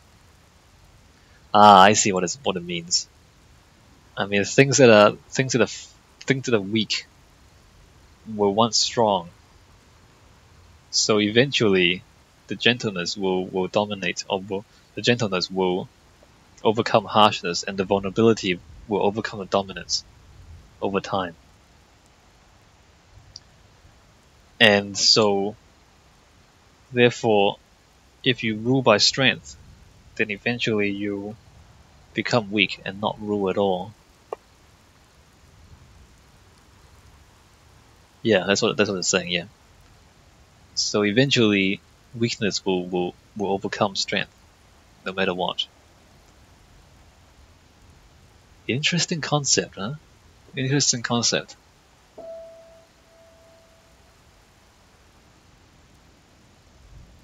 Weakness always eventually overcomes strength.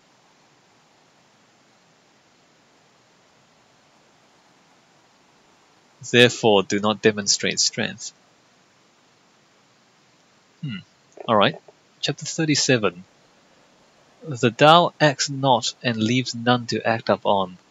When leaders abide, the myriad things transpire. Transpired, they start desiring for achievements. Such desire is tranquilized only by unassuming integrity. With unassuming integrity, one becomes undesirous.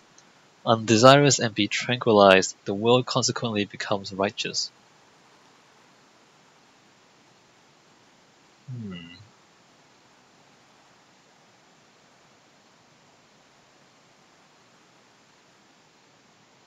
Again, it's talking about humility. The only way to stop people from striving for recognition is if the leader does not strive for recognition. The only way to stop people from being greedy is if the leader is generous. And in doing so, you have peace. Alright, carry on. What are we up to? Chapter 38. Hold on. Chapter 38. Those with great virtue are not bound by virtues, thus can be with virtue. Those without virtue fail to liberate themselves of virtues, and thus remain without virtue. Those with great virtue act not and take no credit for their actions. Those without virtue act and demand respect for their actions. The humane acts charitably and holds no repute. The righteous acts in the name of justice and relishes glory. The moral acts, and when there is no response, forces the issue, but to no avail. Therefore, when the Tao is lost, there is virtue. When virtue is lost, there is humanity. When humanity is lost, there is righteousness. When righteousness is lost, there is morality. When the rituals of morality become customary, devotion and faith become skin deep and turmoil begins to stir. When priority is given to the scholars, the Tao becomes glorified and are used to fool the crowd. Hence the master is concerned with depth, not with sheerness. Dwell on integrity, not on glory. Therefore detach from exteriors and embrace interiors. Wow, that is a pretty intense passage. So the ones with great virtue are not bound by virtues, and thus can be virtuous. What is saying is that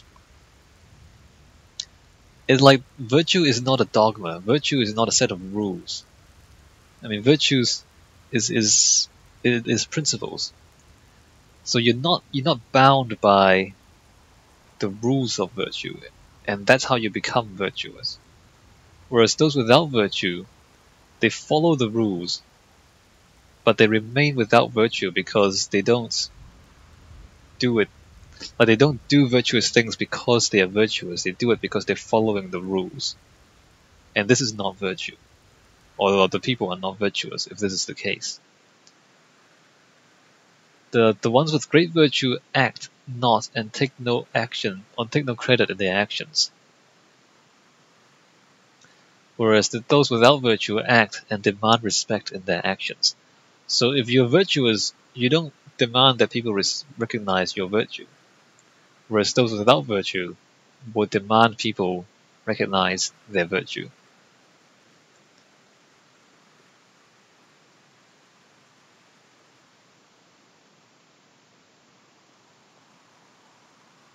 So, and then afterwards it says,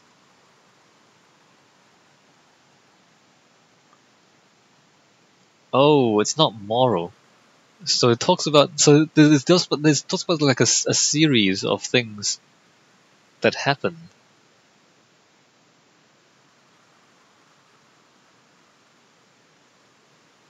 So when the Tao is lost, there's virtue. Again, because opposites define each other. If things are no longer following the Tao or the way, then there's virtue because virtue is needed. People act correctly because correctness is required. Whereas if everything is okay, everything is functioning without problems, then virtue is not required. Virtue would not exist because if nothing is wrong, then good people are not needed. So when the Tao is lost, there's virtue. And then when virtue is lost, there is compassion. So if you're no longer doing the right thing, then you feel bad for the bad things that happen. Like, if virtue still exists, and if you're still actually helping people who are in trouble, then you won't need compassion. You only feel sorry for someone if people are suffering. So if you're unable to help them, then you feel sorry for them. And then when compassion is lost, there's righteousness. Or rather I think this word is more accurately interpreted as honor. When compassion is lost, there is honor. And then when honor is lost, there is rituals.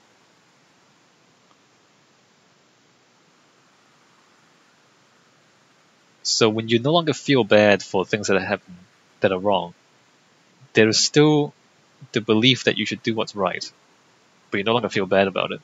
But when there's no longer the belief that you should do what's right, then there remains rituals or expectations of what people should do, but you don't believe it anymore. So this is like a series of, or like a ranking of what should happen, or what's good and what's bad, I guess. So as you lose the essence of things, you are left with the appearance of things. So the rituals are the appearance of doing the right thing, but they're just kind of rituals that you follow without really understanding them.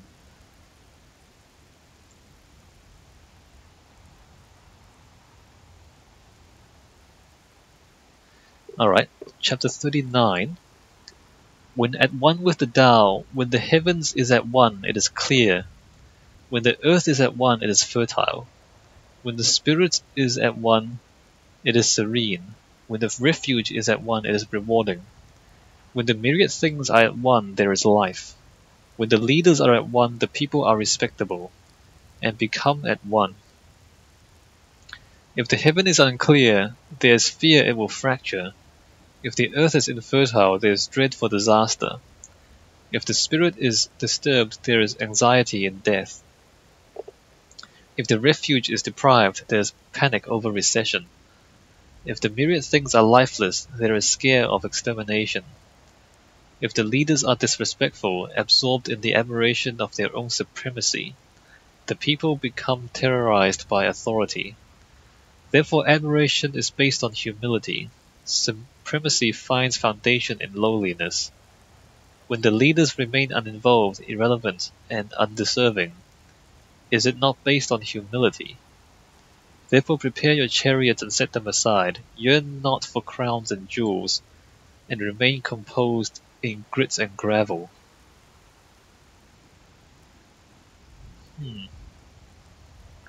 Let me think about this one for a bit.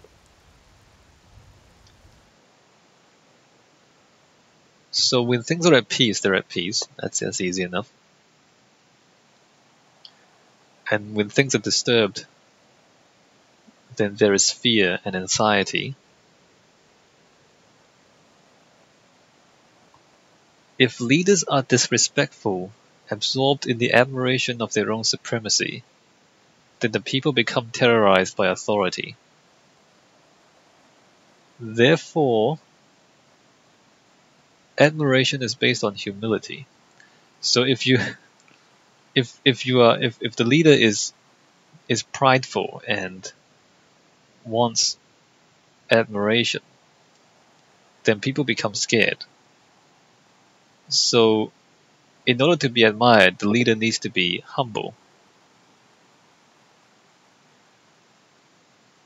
In order to rule, the leader needs to not seek supremacy.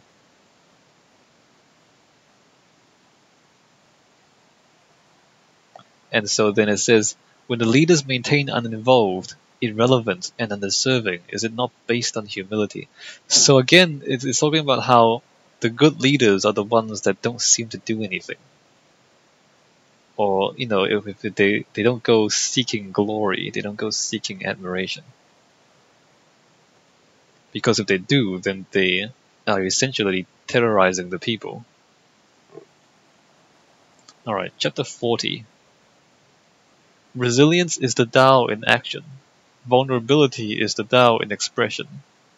The myriad things in the universe are conceived by existence. Existence is conceived by inexistence. That one doesn't say too much.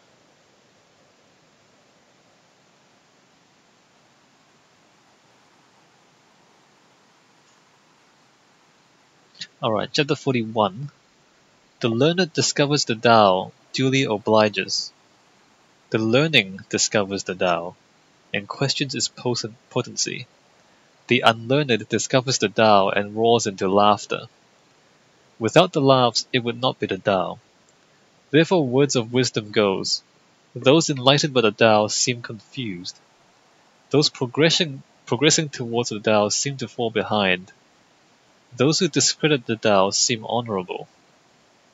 Those virtuous seem desolate. Those honest seem humiliated. Those with noble virtue seem lacking. Those building on virtue seem fraudulent. Those of principled character seem to waver. Great squareness is without turning corners. Great instruments are deliberately constructed. Great vocalists seldom raise their voices. Great icons are shapeless. The Tao is a master of provisioning and empowerment. Alright, that's another complicated one. So it's talking about how those who are learned, those who are educated, when they discover the Tao, they follow it immediately. Those who are not as educated, when they discover the Tao, they question whether it's effective or not. Because basically the Tao, if you've been paying attention, is saying just like you do stuff by not doing anything. Or you get credit by not claiming credit. Or you govern by not governing. Or you govern by not seeming to govern. So then those who are not familiar with it will question whether it's actually going to work. Whereas those who don't know anything discovers the Tao and roars into laughter and thinks it's a joke. But without the people who laugh, it would not be the Tao, because that's the nature of wisdom. Those who are not wise will think it's humorous. So to the unenlightened, those who are enlightened seem confused. Like what they're trying to say is, if you don't understand what's happening, then things won't make sense to you. So the ones who know the people who are wise will appear strange to the people who are not wise. The virtuous seem desolate. The honest seem humiliated. Those of virtue seem lacking.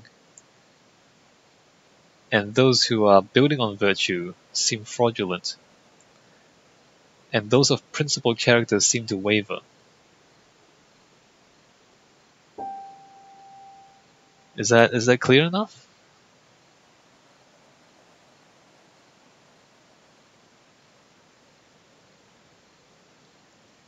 Great instruments are deliberately constructed. Actually what it means is great accomplishments are slow to complete. I think that's what I'm supposed to translate to.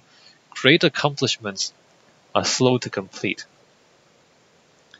Great vocalists seldom use their voice. Great symbols are without shape.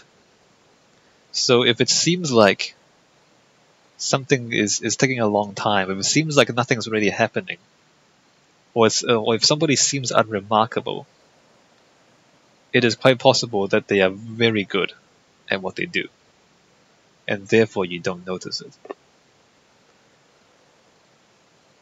Chapter 42. The Tao provisions unity, unity provisions duality, duality provisions trinity, trinity provisions the myriad things.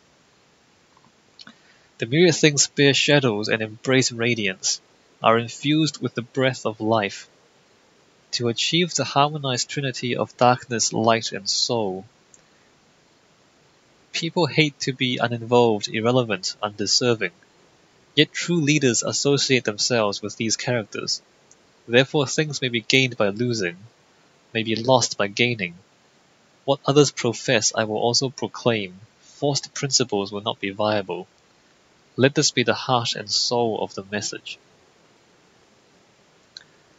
So the first part is, everything comes from the Tao. Alright, that's fair enough. I'm not gonna discuss that too much. But the next part, people hate to be uninvolved, irrelevant, and undeserving. But the true leaders will associate themselves with these characters. So people want recognition. People want to be important. But those who are, like the true leaders, will associate with people who don't care about being important. Things may be gained by losing, may be lost by gaining. I don't know if I need to explain that. A lot of times when you think you're losing something, you are often gaining something else. Or if you're gaining something, you're losing something else. That's often true.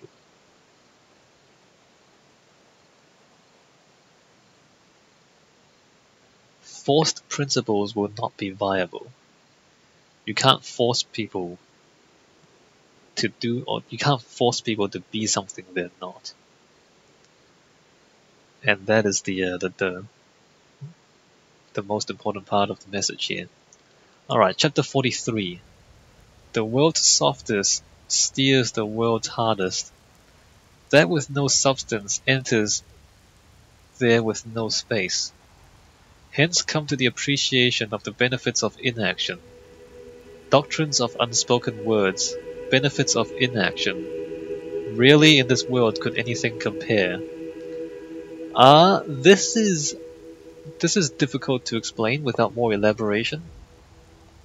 But again, we're talking about things like water. The wind and the rain can erode mountains, for example. So again, over time, the soft overcomes the strong. The weak overcomes the strong. That with no substance enters there with no space. And like, water can flow into spaces that nothing else can go into, for example. And so appreciate the value of nothing and of inaction. Sometimes things can be done through inaction. Ideas can be communicated by not speaking.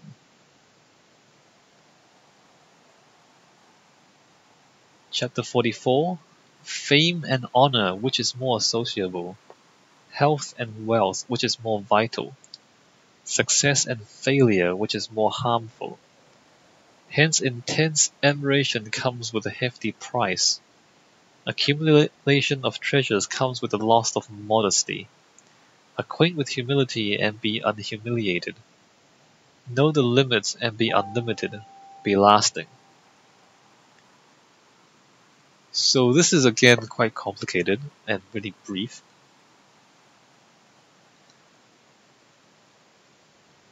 Actually, that's not even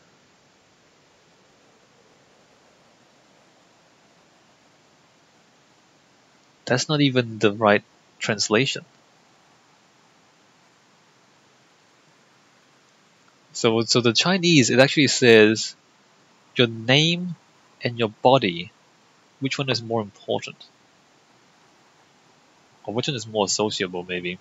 And then your body and your wealth, which one's more important?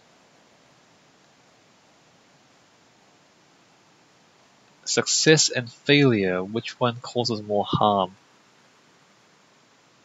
And the rhetorical question and what they're trying to ask you is, yeah, like success and failure, which one causes more harm? And it's not always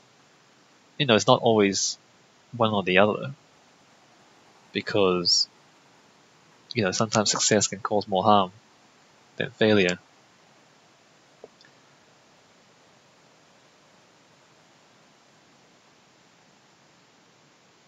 Acquaint with humility and be unhumiliated. Know the limitations, be unlimited, and be lasting. No, this is not a good translation. What it's trying to say again is saying that if you know when to stop, then you are wealthy. If you know when it's enough, then you'll never be you'll never be wanting.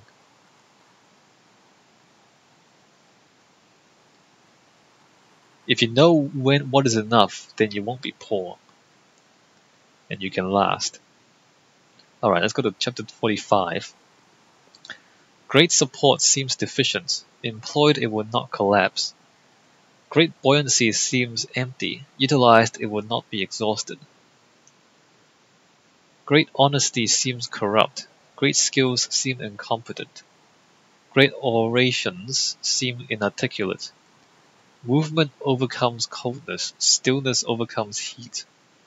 Tranquility makes the world become righteous.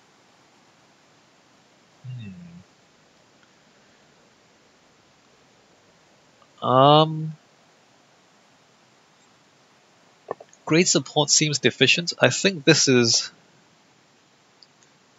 a little bit not obvious, but when you help someone, or rather if somebody's helping you, the best way to be helped is if you feel like they're not really helping you. Because what's happening is you're actually having to solve most of the problem yourself. They might be helping you a little bit, but the best kind of help is if you actually learn something from it. And the only way to learn something is if the person helping you doesn't do it for you. They can help you, but you still have to solve the problem yourself. And so that's what it means when it says great support seems deficient. So like you ask for help, but it still seems like you're having to do everything yourself. That's actually what you're supposed to do, because that's the only way you can learn. The only way for you to learn is if you actually solve the problem yourself. So great support seems deficient. But, after they helped you, you won't collapse anymore because you've learned how to stand up for yourself, right? Like, you're asking for help, but they don't carry you. They teach you how to stand. That's what it means. So because they're not carrying you, it seems like they're not supporting you enough. But in fact, you've learned to stand. And so, again, it's saying that, true value and true virtue often seems like the opposite. Great honesty seems corrupt. Well, here, it's just saying that, often truth hurts. You say the honest words, but they're not the words that people want to hear.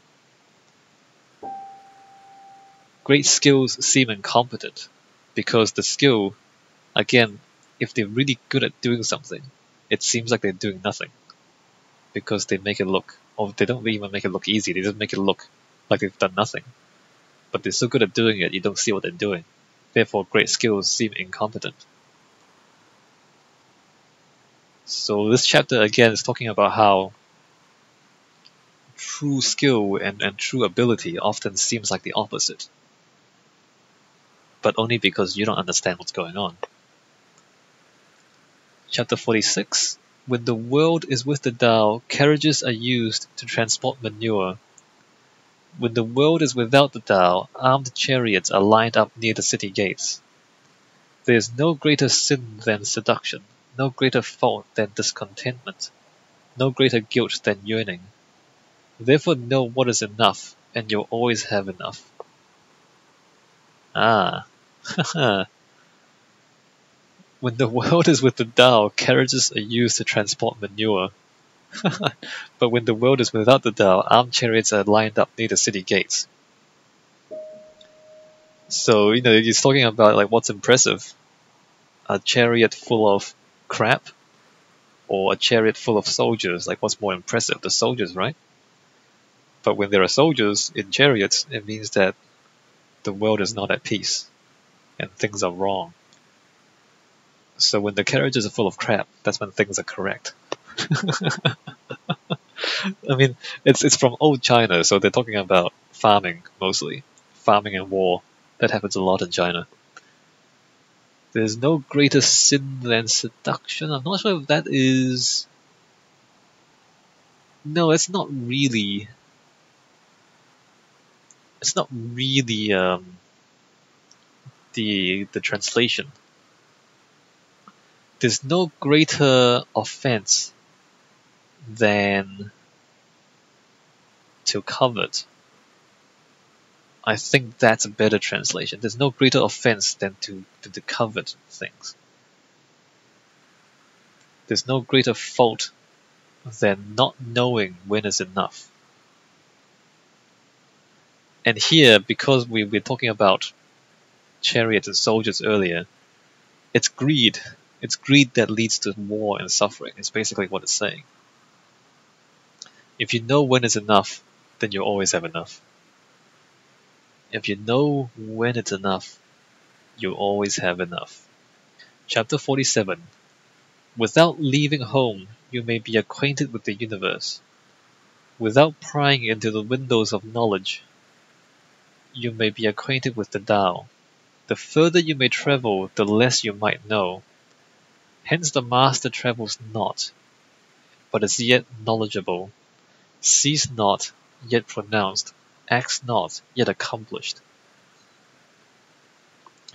Well, this may or may not be true. It is true that you can know a lot, but have very little wisdom, right?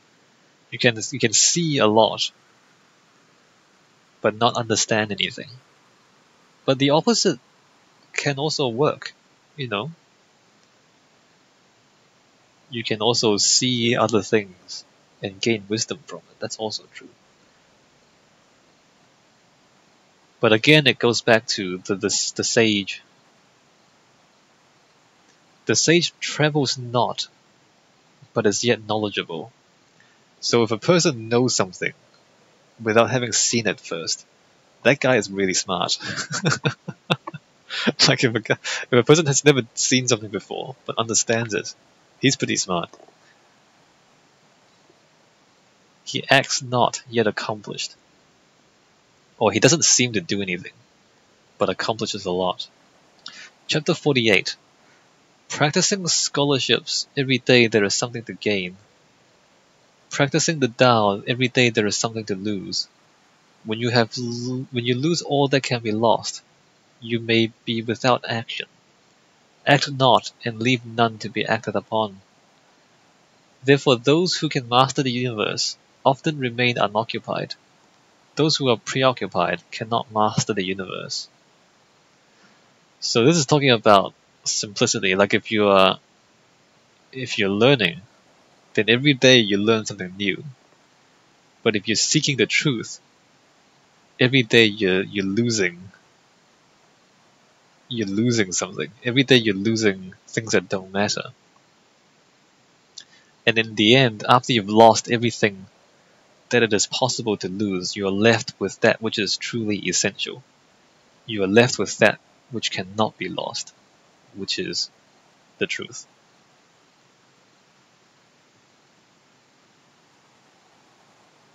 And so then those who master reality, I guess, or those who master wisdom, often remain unoccupied. They don't do anything because they've lost everything that's not essential.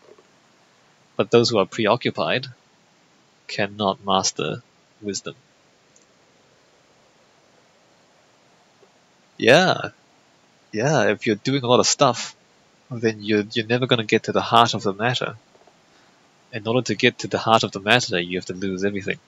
Let me just take a short break, because we've gathered a few items here. Look, we've got a planet. Oh, you hold up and then you can drop it, I see. Except that the mouse doesn't really correspond to where it is. Let me just turn this around a little bit. What is this? It's like a frisbee? What is that? So we've acquired a globe and I think it's a frisbee. Alright, a globe, a frisbee, and a children's cube thing. Learn your letters. We've collected 3 items so far on our mountain. And it hasn't really improved the mountain at all. Alright, let's carry on with the Tao Te Ching. Chapter 49. The master never closes up their mind, but base their mind on the people's mind. Those kind, be kind to them. Those unkind, be kind to them also. Virtuous is being kind. Those faithful have faith in them. Those unfaithful have faith in them also. Virtuous is having faith. The master is always anxious with the world about, and is concerned with the people. The people attends to the master's words and expressions. The master fosters awe in innocence. It's slightly, it does contradict a little bit the stuff that is talked about before, because before it's been talking about don't do anything. But here it does talk about being kind to people and having faith.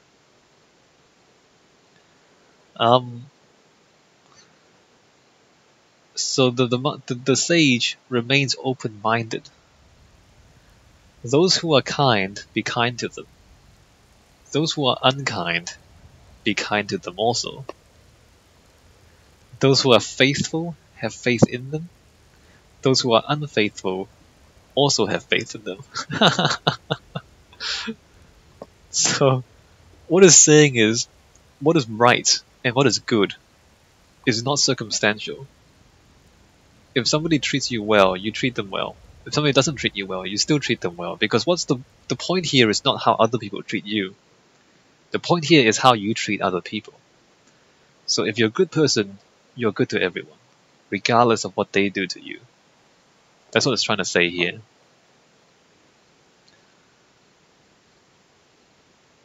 And I think it's true. Like, why do you do the things you do? If you base your own actions on other people's actions, then you are their subject. You are their slave. If you define yourself based on how other people act, then they define you. But if you want to be independent, if you want to be free, then your actions cannot depend on what other people do to you. So, those who are kind to you, be kind to them. But those who are not kind to you, also be kind to them, if you're a kind person. Whether you're a kind person does not depend on what other people do. Alright, chapter 50. Battling between life and death. 3 of 10 will believe they will live. 3 of 10 believe they will die. There are also 3 of 10 who believe that being born is the beginning of the journey towards death. Why is it so? Because being alive is treasured heavily. Those who truly know how to capture the essence of living travel through the woods without being attacked by tigers, enter into battlefields without requiring armors. Brutality has no angle to strike. Tigers find no place to lay their claws. Enemies find no opening to lodge their swords. Why is it so? Because there is no room for death. Okay, do not believe this literally. If you walk in the forest and there's tigers there, it doesn't matter who you are, the tiger may or may not attack you. So don't even try this. But what he's trying to say here is, if you don't value life so much, then you won't care about death. Which just seems fairly, again, it seems fairly tautological, right? It seems like, oh, if you don't fear life, then you won't worry about death, of course. But so many people fear death because so many people treasure life.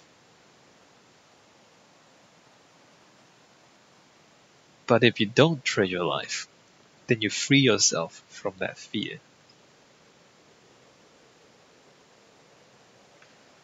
So I won't. No. If there are tigers, you should probably avoid the tigers, though. That's just silly now. All right, chapter 51. The Tao conceives, virtue provisions, matters shape, movements empower. Hence, for the myriad things, there is none that does not respect the Tao and honor virtue.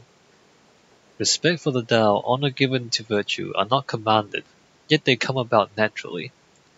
Therefore the Tao conceives and virtue provisions, leads and educates, empowers and ripens, raises and redeems, conceive and not possess, act and not dwell, lead and not dictate. These are the intricacies of virtue.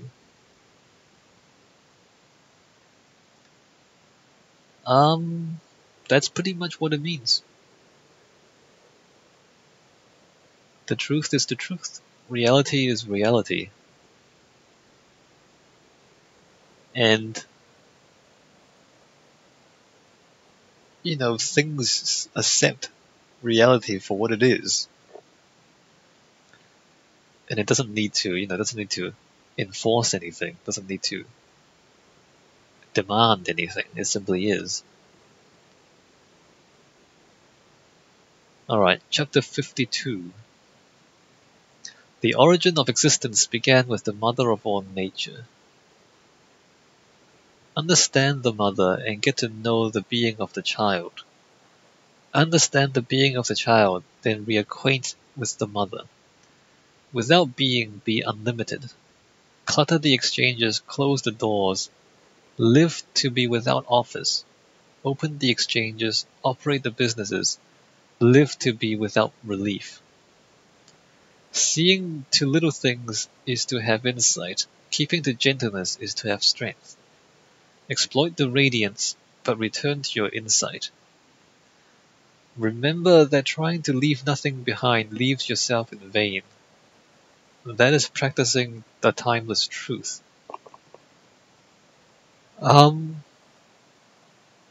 I think it's going back to the opposites.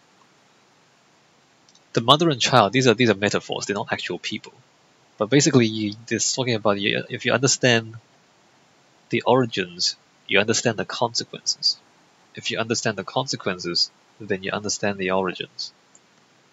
So, the two reflect each other.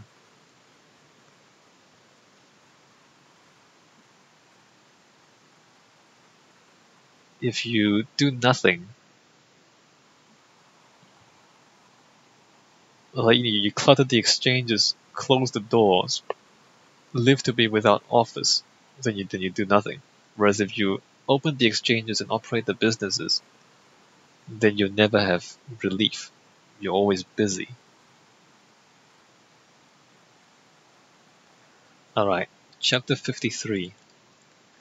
That which makes one principled is having knowledge.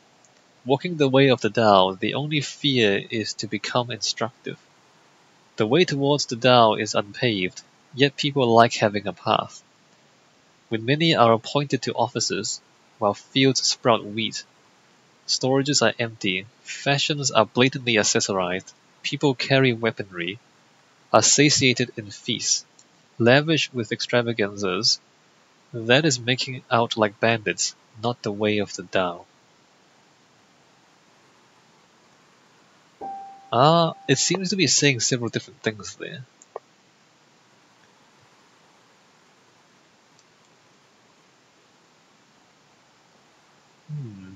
The only fear is to become instructive. I don't know if that's what it means.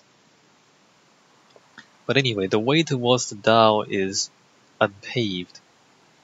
But people like having a path. I think what it's trying to... the context might be lost after 2,600 years. But I think what it's trying to say is that everybody tries to strive for the things that people think are good. So when it says, when many are appointed to offices, what it means is, if everybody is striving for wealth and glory and recognition, then the fields are neglected. That means that there's no one left to be farmers. Like, if everybody wants glory and recognition, then no one's going to be farmers. And then the fields are neglected. And then there's no food, and then the storages are empty. And the fashions are blatantly accessorized. People carry weaponry, so these are the things that people glorify: strength, wealth, nobility, recognition. But when you do that, then your society becomes unbalanced. And he says this is the behavior of bandits. And it's true, because you can't have everyone doing the same thing. And also, people don't praise farmers, people don't praise ordinary workers, they don't praise the people who do the menial jobs and the manual labor. But these are the things that keep society running. And there's no reason why you might glorify celebrities, but not the people who grow your food. That's kind of stupid in a way. Or, why do you salute the military whose job is to destroy and kill, but you don't support factory workers, maybe? So if everybody kind of goes for the same things, if everybody's trying to do the things that people value, then things become unbalanced. Chapter 54. Proficient builders do not eradicate. Noble embracers do not abandon. They continue to be honored from generation to generation. Cultivate the Tao amidst yourself. The virtue is in understanding the truth. Cultivate the Tao amidst your family. The virtue is in finding fortune. Cultivate the Tao amidst your community. The virtue is in garnering respect. Cultivate the Tao amidst your nation. The virtue is in harvesting prosperity. Cultivate the Tao amidst the universe. The virtue is ubiquitously enjoyed. Therefore, behold oneself to see self, behold one family to see family, behold one community to see community, behold one's nation to see nationality, behold the universe to see the universe. How do I know the essence of the universe? By seeing this. I'm not too sure how to explain that.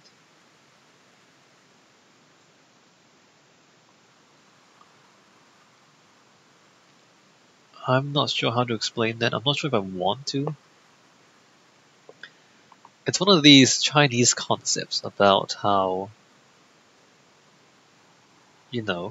cultivating yourself is the same as doing right by other people. In a way, that's true.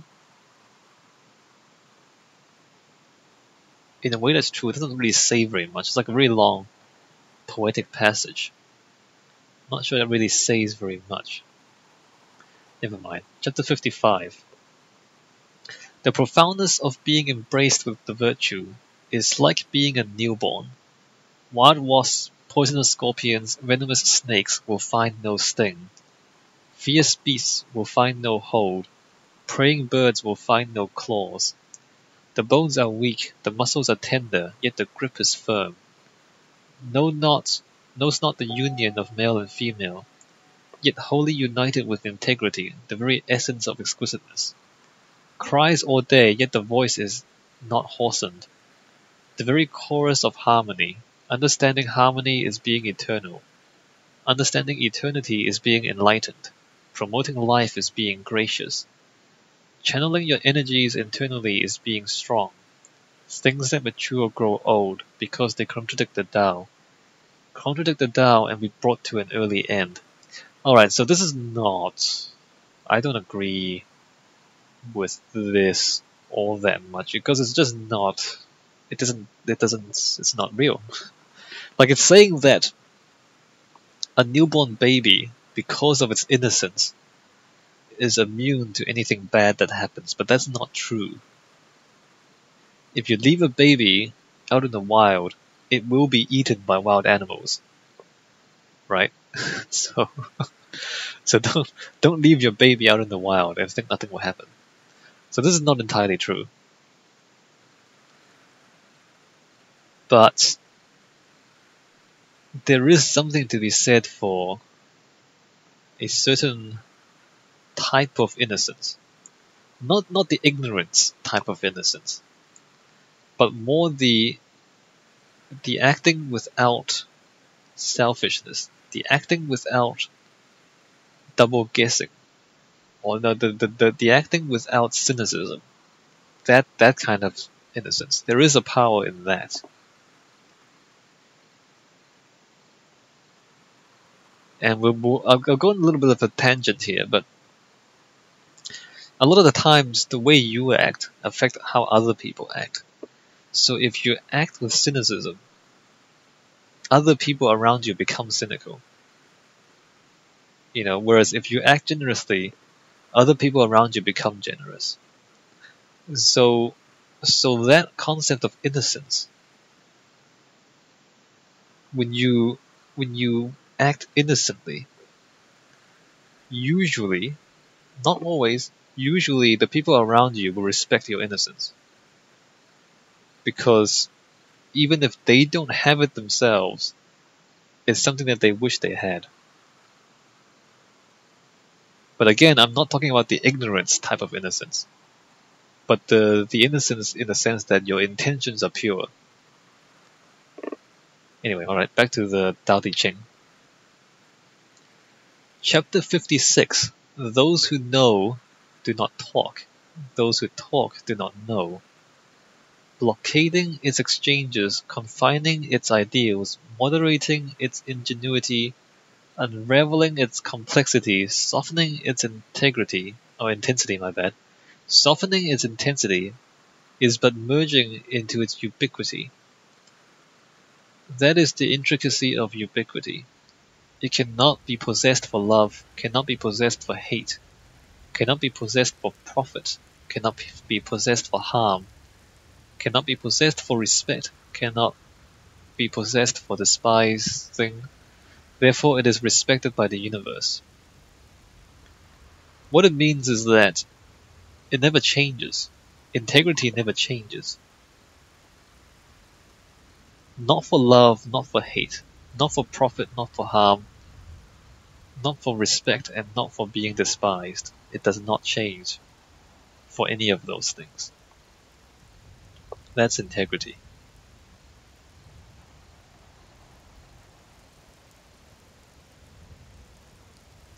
Alright, chapter 57. Be righteous in governance, be unpredictable on the battlefield, be unoccupied to master the universe. How do I know the essence of leadership? With this. The world is full of taboo and forbiddance, and the people is immersed in poverty.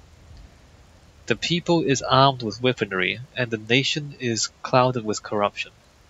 The people is preoccupied with professions, and bizarre obsessions grow out of nowhere. Chapters of law and orders are increasingly written, and thievery is common. Therefore the master maintains, I act not, and the people naturally become transpired. I believe in peace, and the people naturally become righteous. I am unoccupied, and the people naturally become prosperous. I yearn not, and the people naturally become serene. So here it's talking about how to lead, the essence of leadership. So when there are too many rules and too many regulations, then the people become poor. This is to an extent true. The opposite is also true. If there's too little rules and regulations, then people also become poor. But but then both extremes are problematic. So if there are too many rules, then the people become poor. If the people are armed with weapons, then there is corruption. If people are preoccupied with professions, then bizarre obsessions grow out of nowhere. And if chapters of laws and orders are increasingly written, then thievery is common. So if there's no thieves, then you don't need to write so many laws, right? I don't know if the conclusions are reliable. Therefore, I act not, and the people naturally become transpired. I believe in peace, or actually no. Let's translate from the Chinese. The English is not that good. From the Chinese, I do nothing, and the people self-determine. So they govern themselves. I like peace, and the people will order themselves. I I I I I do nothing, and people make themselves wealthy. I desire nothing, and the people become peaceful. Basically, it's saying that good leadership is just not messing things up. Like if you do too much, you mess things up. If you do less, things will be better. I think there's a balance to be struck there. If you do absolutely nothing, it might not be the case. Just because you don't mess things up doesn't mean that nobody else is gonna mess things up. So you're gonna have to work against those guys. But yeah, a lot of the times you can do too much and mess things up. Alright, chapter 58. When the governance is idle, the people is mellow. When the governance is vigilant, the people is mischievous.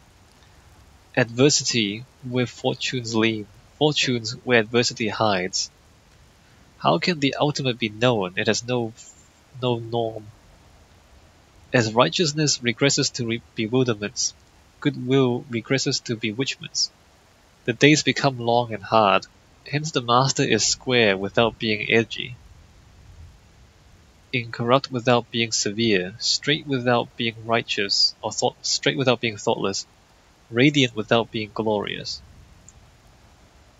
That's not a very good translation.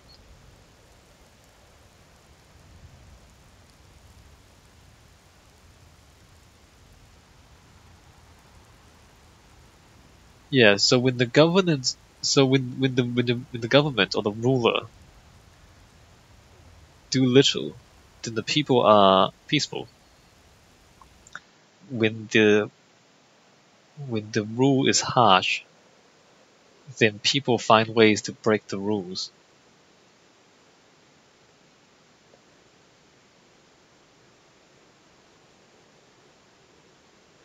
Incorrupt without being so. The sage is square without being sharp.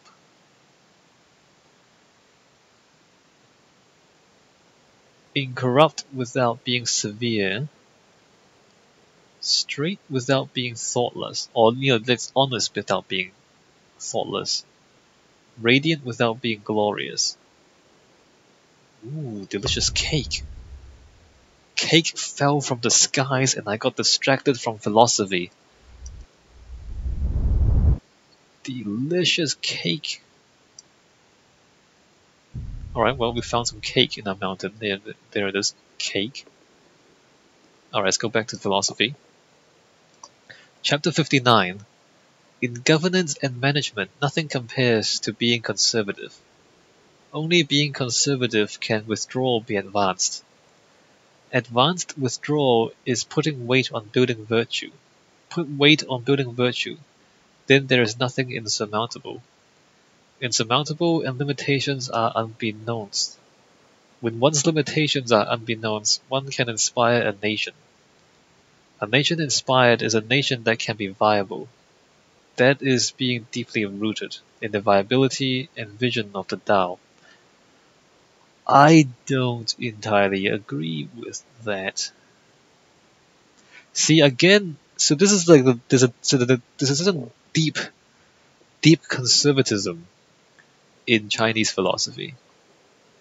I don't think this is all that useful. I mean, a certain degree of conservatism is fine, but I think this might be a little bit self-serving on the part of the people who don't want change. Because being conservative often transforms into not questioning the mistakes of the past. And that's a problem. That's a problem. I mean, and there's this again. There's this glorification of the past as well. Like they talk about how the past is always better, but that's not true. It's not exactly true. That's just an illusion. It's a thing that some people assume, but it's not. It's not true. So if it were true, then conservatism would be good. But the past is not always correct. So I'm just going to ignore chapter 59 here. Go on to chapter 60. So I don't agree with chapter 59. Chapter 60. Governing a nation is like frying a small fish. Approach the world with the Tao, and evilness will find no spirit. Not that there are no evil spirits, but that the spirits will be of no harm. Not only will the spirits be of no harm, the master will also be of no harm. When the master and the subjects bring no harm to each other, virtue can hence be returned to another. When it says governing a nation is like frying a small fish, I don't know how many of you have tried to fry a small fish, but you basically just leave it on the frying pan and don't touch it, because if you move it around too much, the fish will fall apart. So then you just kind of end up with a lot of fish meat on your frying pan. So if you want to if you want to fry a small fish, you kind of have to just kind of put it down and leave it there until it cooks, and then turn it over and just leave it there until it cooks, and then that's it. So what it's saying is governing a nation requires you to do very little, so you don't mess things up. So that's what it means when it says it's like frying a small fish. Not that it's actually literally putting the nation on a frying pan, but just you can't move it around too much, otherwise everything's going to fall to pieces. The other stuff, evil spirits and harm and all that, Not sure. I'm not sure about the evil spirits part. But what I'm trying to say is, as long as you don't move things around too much, then you probably won't harm people. And in doing that, the people will not harm you neither. Again, this is real kind of conservatism. I agree with being careful. I do not agree with being conservative just for the sake of being conservative. So there is a difference. Anyway, like governing a nation is like frying a small fish. Chapter 61. Superior nations are positioned downstream, where heaven and earth meets, is where the heavenly feminine remain.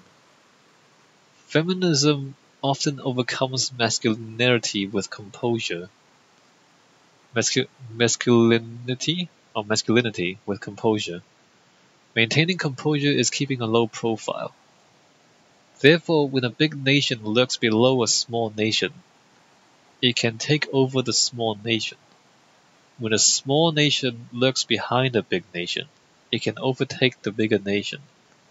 Therefore, stay low in order to conquer, or stay low to be able to conquer. The biggest mistake for a big nation is being obsessed with dominance. The critical mistake for a small nation is being obsessed with dominance. Greatness is achieved only when the desires from both are fulfilled. Therefore, the superior best stay low.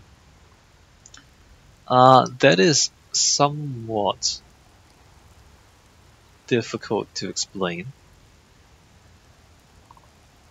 But it's talking about how the soft eventually conquers the strong, or the weak eventually conquers the strong. Here, feminism and masculinity it's not. I mean, that's not. Like modern gender politics have changed the definitions of those words, but it's talking about soft and strong. It's talking about whether you're doing things peacefully or with arms. So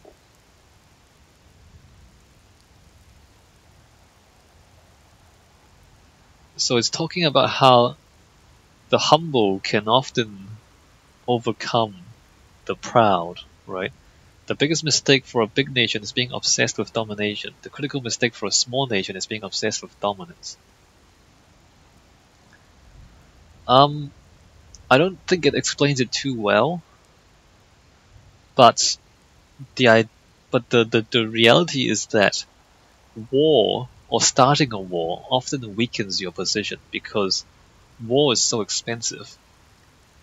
So rather than taking the military approach to try to conquer the world, you're much better off just being peaceful and being humble. And by doing so, you create prosperity in your own nation. And eventually you become strong enough to dominate the other. Whereas if you seek strength, or you think the the strong approach will work, well, what's going to happen is you're going to spend all your resources on that, and it probably won't work. Like often it doesn't work. So in the long run, it's better to take the peaceful approach. Is what it means.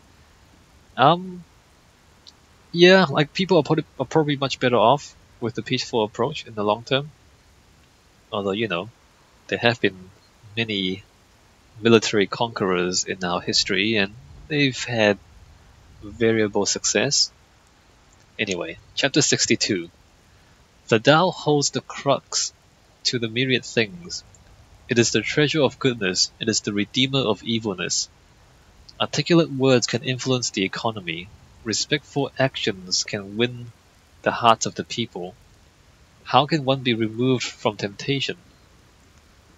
Therefore, when the leader is chosen and the officers are appointed, though you may have treasures of honor and chariots of pride to offer, it compares not to offering a vision in the Tao. Why is the value of the Tao cherished timelessly, without asking and being given, having sinned and be forgiven? Therefore it is cherished by the world. I think we're missing some context here. I mean, I think it's referring probably to even more ancient Chinese history. So without that kind of point of reference, we might not understand. Like it's talking about why is the Tao always valued, and before that the peaceful path always wins over the warlike path.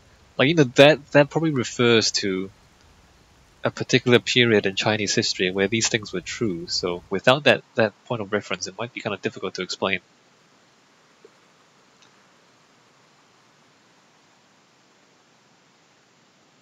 Articulate words can influence the economy.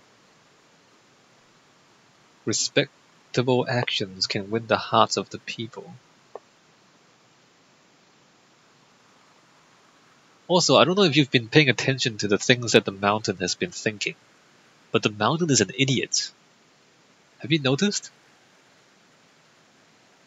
The mountain is utterly inane.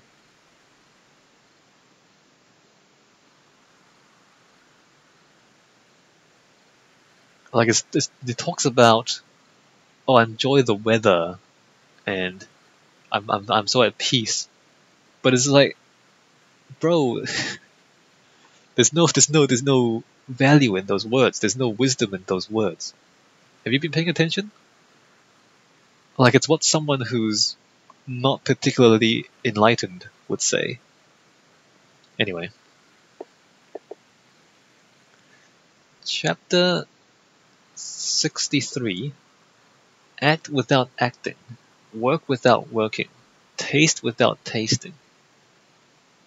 Enlarge the belittled, increase the lessened, reward condemnation with virtue. Complexity is drawn from simplicity, greatness is found in triviality. Problematic complexities must be resolved in simplicity. Great accomplishments must be built on trivialities. Hence the master continues to be unconcerned of great deeds. Therefore is capable of accomplishing greatness. Light-minded persons draw few believers. The more simplifications, the more complicated it will become. Hence the master addresses the complexity, therefore may continually avoid complications. Ah, yes, one of these things that don't really make sense unless you know what it's talking about. Again, it's talking about how opposites define each other, right?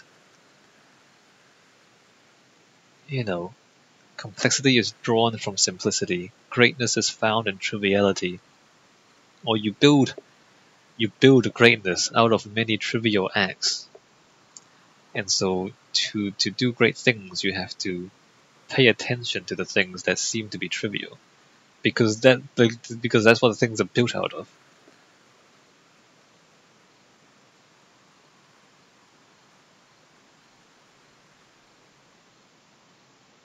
Alright, chapter 64. That settled is easily maintained. That without signs is easily conspired. That fragile is easily shattered. That insignificant is easily dispersed. Act on it before it materializes. Manage it before it becomes chaotic. A strapping tree is grown from a tiny sprout. A skyscraping tower is built from modest mound. A far-reaching journey begins from a small step. Those who act upon will fail. Those who hold on will lose. The master acts not, therefore fails not. Holds on not, therefore loses not. Amateurs often fail at the verge of success. Be focused in the end as in the beginning, then there will be no failure. Hence the master desires not to be desirous, treasures not precious possessions. Learn to be unlearned, liberate the people of their past. Assist the myriad things in returning to their essence, and not their act. There's a few things going on there. So the first part is fix things. And look at this mountain, it's so stupid. You can't what? You can't what? Just sit there, bro. You've been doing that all day. So it talks about act on it before it materializes. Manage it before it becomes chaotic. So it's talking about solving problems before they become problems. And this goes back to why a great ruler appears not to be doing anything. Because the person solves problems before they become problems. And so there never seems to be any problems. And the person never seems to do anything. Because the things are done before they need to be done. So that's why, those who are proficient at doing things seem like they're not doing anything at all. Let me just try to translate from the Chinese a little bit. It's not that the master acts not. It's the sage has no purpose, and therefore does not fail. The sage has no purpose, and therefore does not fail. Does not desire, and therefore does not lose anything.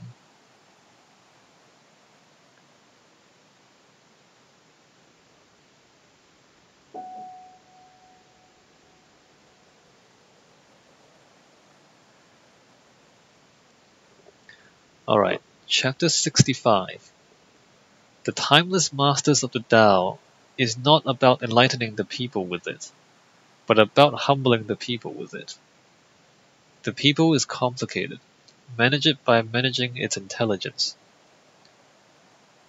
Use intelligence to govern a nation and be the traitor of a nation. Not use intelligence to govern a nation and be the blessing of a nation. Understand these two and set them as standards. Being understanding in setting standards is having the intricate virtue. The intricate virtue is profound, far-fetched, contrary to its objects, and leads towards favorable peacefulness. I don't know if that is a proper translation.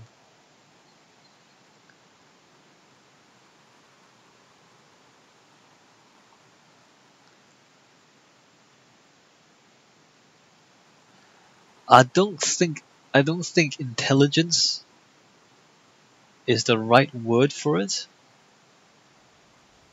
I think cleverness is the right word for it. And it's not entirely the same thing.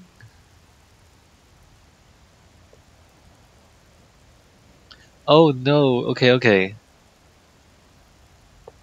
It's talking about like those who use cleverness to govern a nation are thieves. Whereas those who are not clever, or who are not ingenious, I guess, those are ingenious in governing a nation are thieves. Those who are not ingenious in governing a nation are a nation's blessing.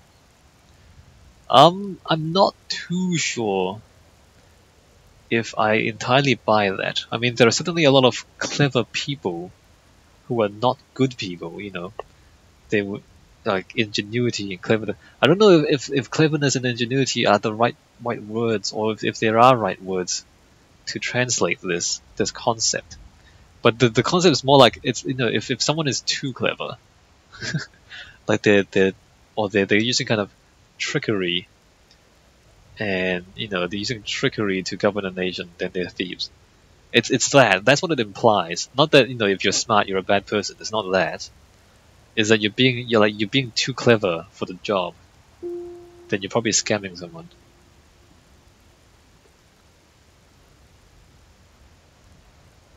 That's what it means.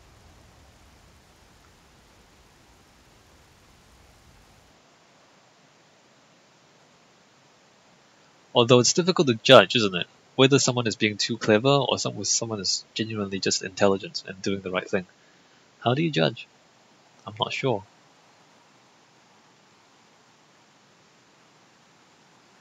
Chapter 66. Lakes and oceans can be the master of all streams because they are good at staying low. Therefore they can be the master of all streams. Hence one who desires to be honored must speak humbly of oneself. One who desires to lead must keep oneself behind. Hence the master is on top, yet the people does not feel the weight. Is in front, yet the people is not offended. Hence the world finds pleasure in pushing the master ahead without being pushed aside. It is because the master contests not, therefore can be uncontested. Interesting. So the metaphor is that the lakes and the oceans are at the bottom, at the lowest parts of the world, and so all things flow into them. And so the person who speaks humbly can get ahead because he doesn't get in anyone's way.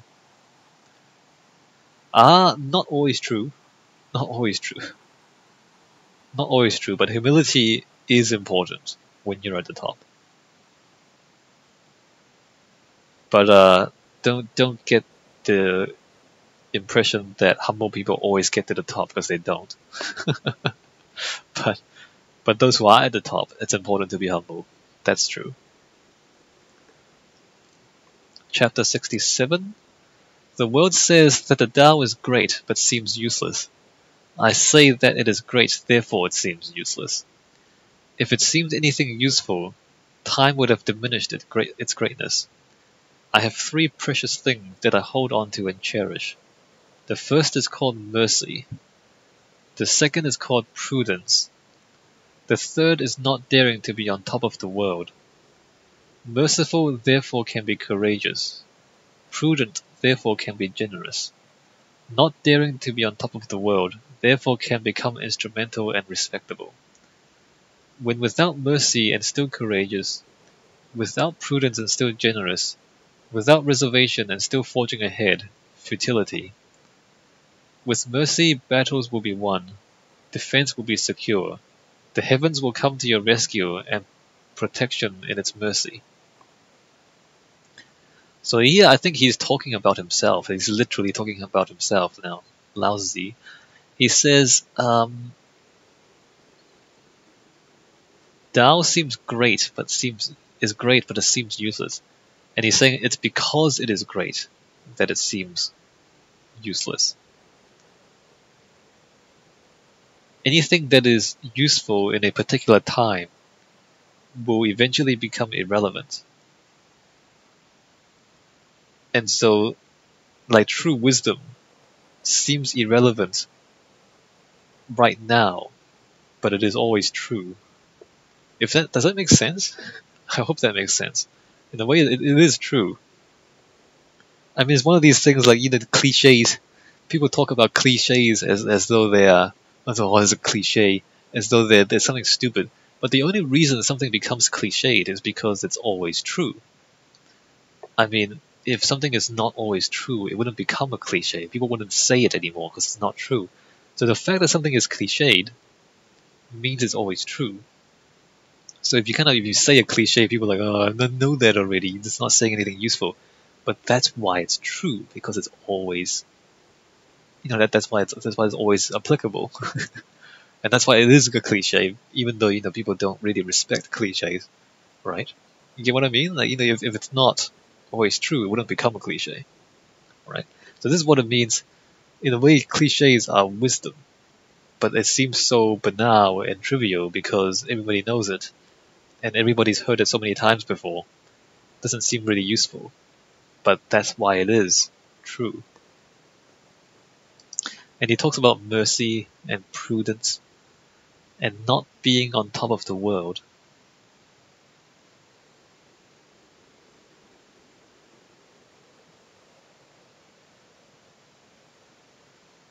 Merciful and therefore can be courageous. Courageous in the defense of the weak. That's what it means. Mercy allows courage. Prudence therefore can be generous, because if you are prudent with how you spend your resources, then that's how you have resources to spend. If you're not prudent in how you spend your resources, then you just spend it all, and then you can't be generous with it because you've already used it all. And not wanting to be the best in the world, and therefore can be useful and instrumental. Because you're not trying to get ahead, you're genuinely trying to do whatever it is that you're trying to do.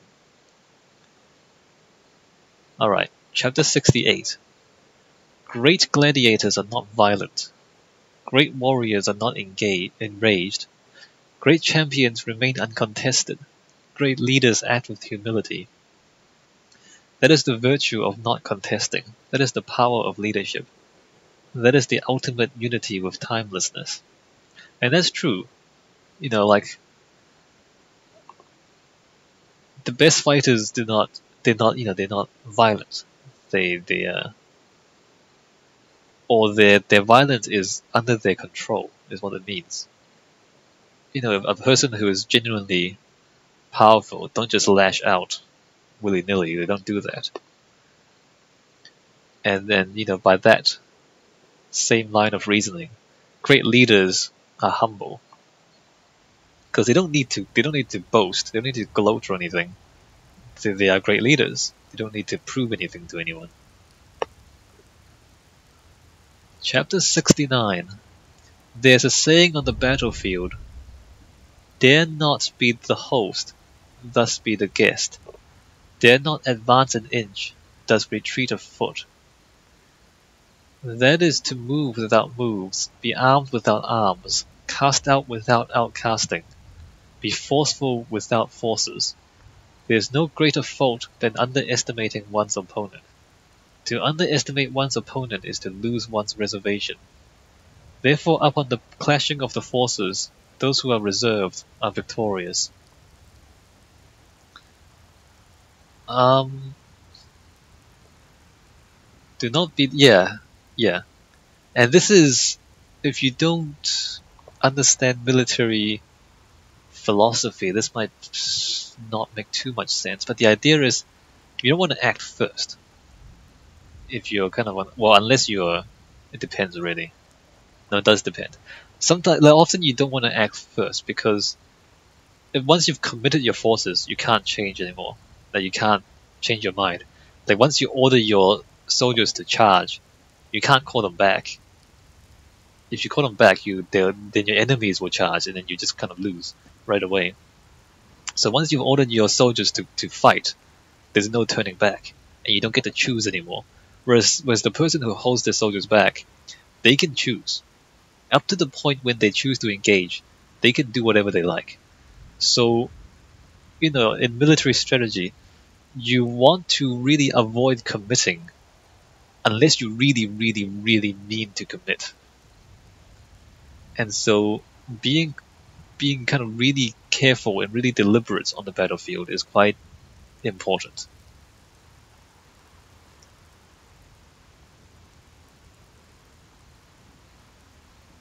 And so, you don't want to rush ahead and make rash decisions, right?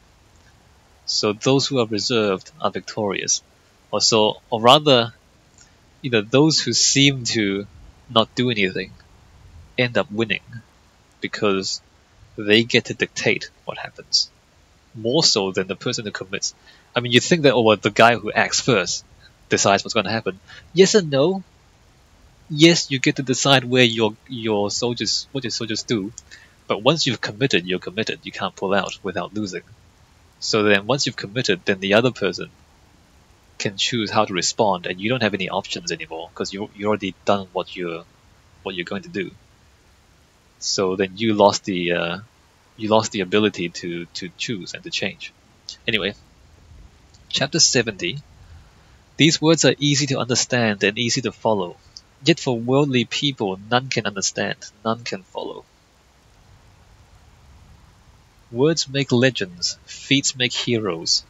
Because in this there is nothing to be known, hence it is unknown. Those who know are rare, those who abide are respectable. Hence the master bears humility in apparels and treasures at heart.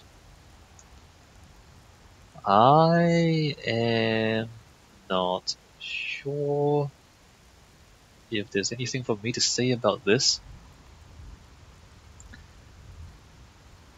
There's nothing to know, therefore it is unknown. I mean, what it's saying is that there's nothing, immediately useful. It's not like it's a cookbook or or an accounting book, or it's nothing immediately important, and therefore nobody knows wisdom. Like wisdom is not immediately useful, and so few people know it. It's not like driving a car, right? Everybody knows how to. Well, not everybody. A lot of people know how to drive a car. That's not wisdom. That's just kind of knowledge. I think what it means. Yeah, I think that's what they're trying to say there. So this stuff is it's not easy to apply.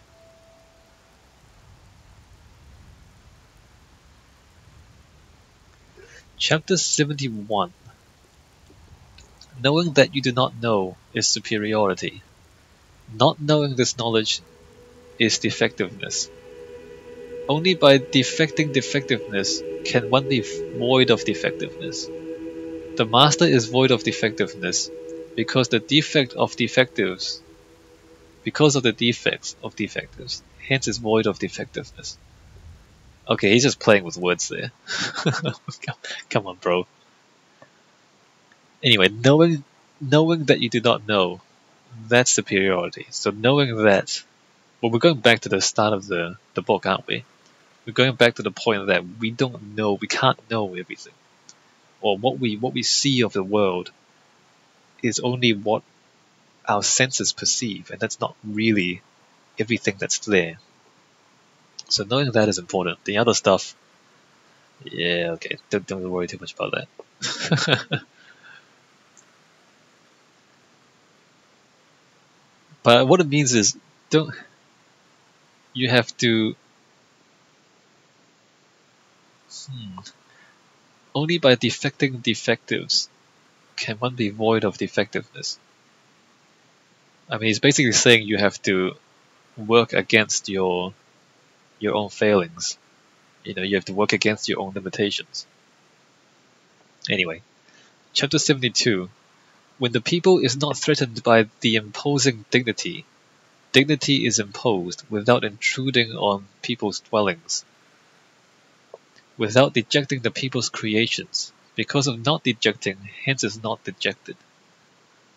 Hence the master is introspective and not professing, self-loving and not self-righteous, therefore liberated and resolved. Again, he's talking about not imposing onto others, not forcing anything onto other people. And by not forcing anything on anyone, you don't find resistance. And so the saint looks inwards and doesn't force others. Chapter 73. Courageous in daring and kill, courageous in not daring and live. These two are sometimes favorable, sometimes harmful. When what the heavens detest, who knows? Hence the master addresses the complexity, the heavenly Tao. Contest not and master winning. Speak not and master oration. Summon not and it comes naturally. Be honest and master intrigue. The means of the heavenly dragnet is extensive. It may be sparse. Nothing escapes its netting.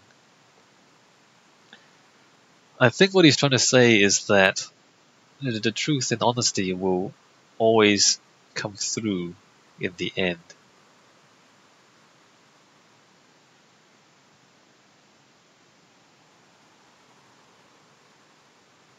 So if you're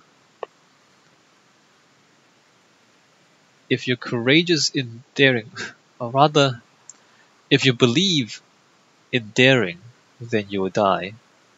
If you believe in not daring, then you'll live. So basically, if you're rash, and your courage is not founded, then you die. But if you're careful, then you'll live.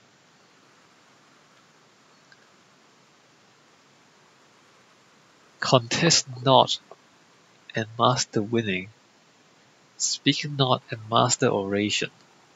Summon not and it comes naturally. It actually does often work. Like, the more you seek to fight, the less you win. The more you want to talk, the less you actually speak. The more you try to gather things, the less you have. Do I need to explain that? Like, if the gathering, like if you're trying too hard to hold on to things you have, then then you're not open to other things. Like, if you're trying too hard to gather things, you're not really grasping the big picture, as it were. I don't know if there's any good way for me to explain that. Anyway, chapter 74. When people are not threatened by death, why intimidate them with death? One who causes the people to be constantly threatened by death and bewitches with bewilderments must be seized and executed. Who dares? Usually there are executioners who execute, but those who assume the executioner's job to execute is said to be assuming the carpenter's job to carve wood. Those who assume the carpenter's job to carve wood seldom avoid hurting their hands. Ah, curious.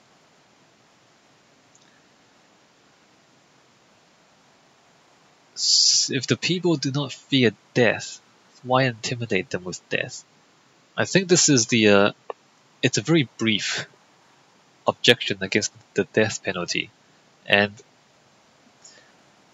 this is it might not be obvious to some people, but if you just kind of look around the world, like you look at places with the death penalty and places without the death penalty, whether or not there is a death penalty doesn't really have any correlation with the sorts of crimes that happen,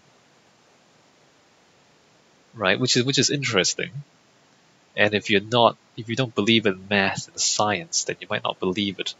But if you believe in reality, then you'll notice that the death penalty doesn't really stop people from committing crimes. At all.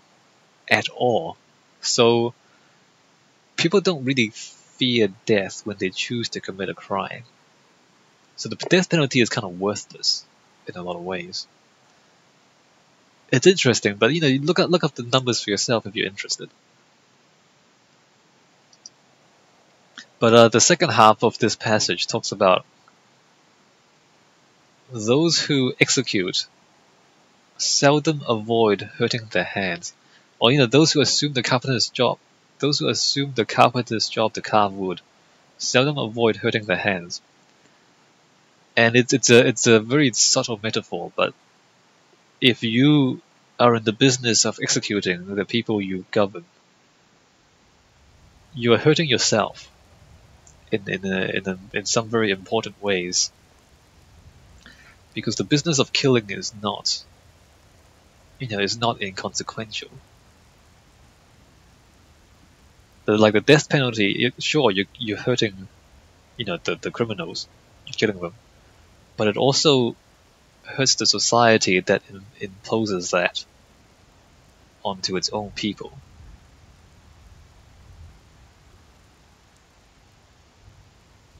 Do I need to explain that? I feel like these are things that I understand, but might not be obvious to people who haven't thought about it too much.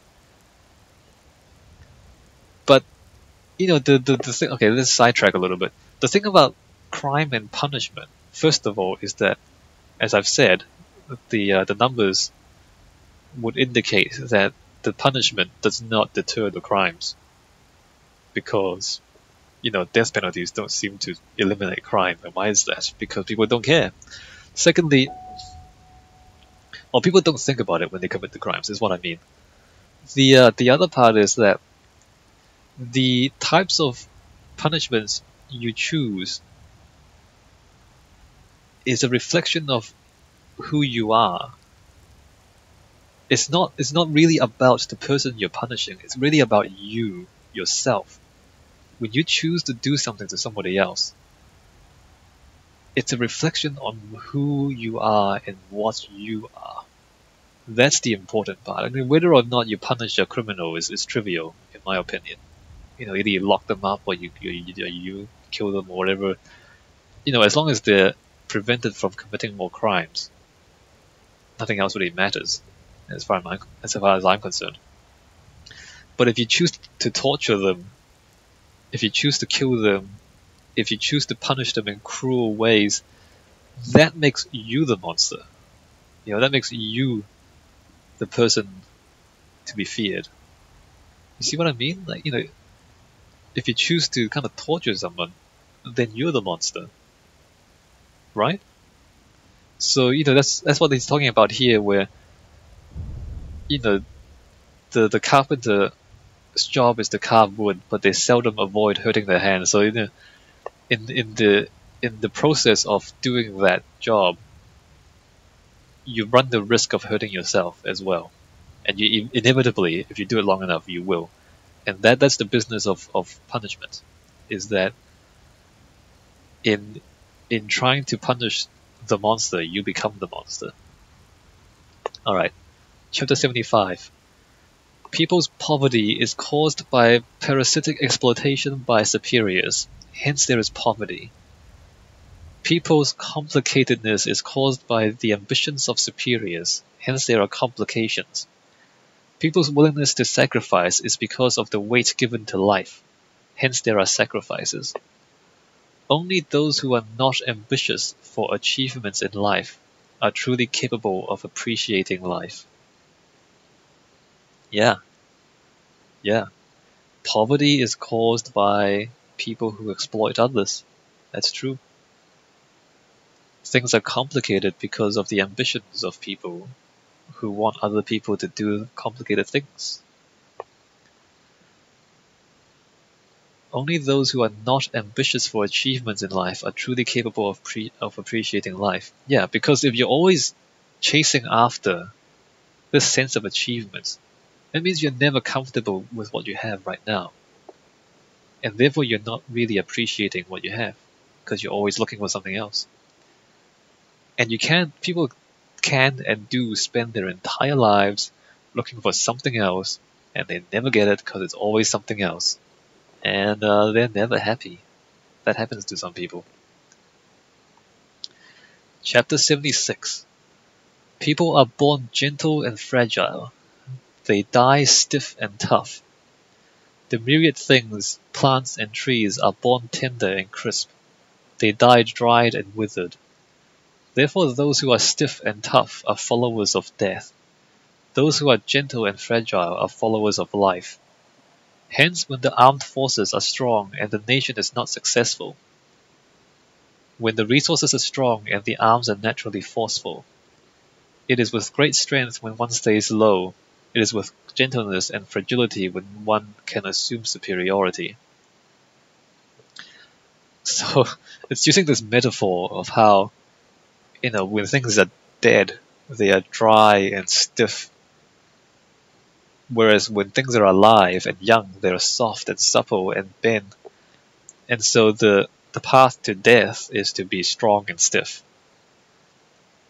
Whereas the path to life is to be flexible and yielding. That's an interesting metaphor.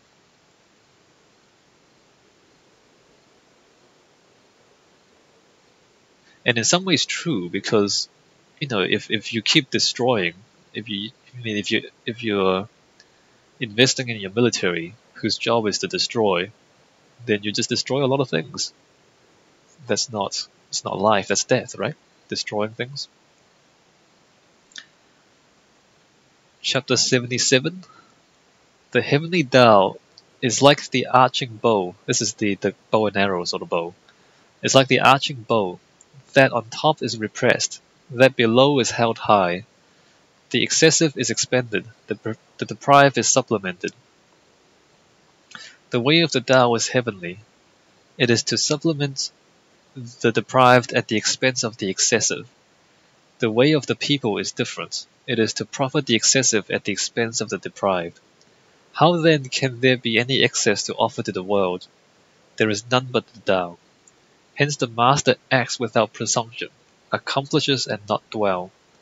That is being undesirous in showing off one's capabilities. Ooh. Okay, well, it's using a metaphor, but it's basically telling you to tax the rich and give to the poor. So the way to help people is to supplement the deprived, to help the poor, at the expense of the excessive. So take from where there is too much, to give to where there is too little. That's how you help people. But he's saying that but human nature is to is to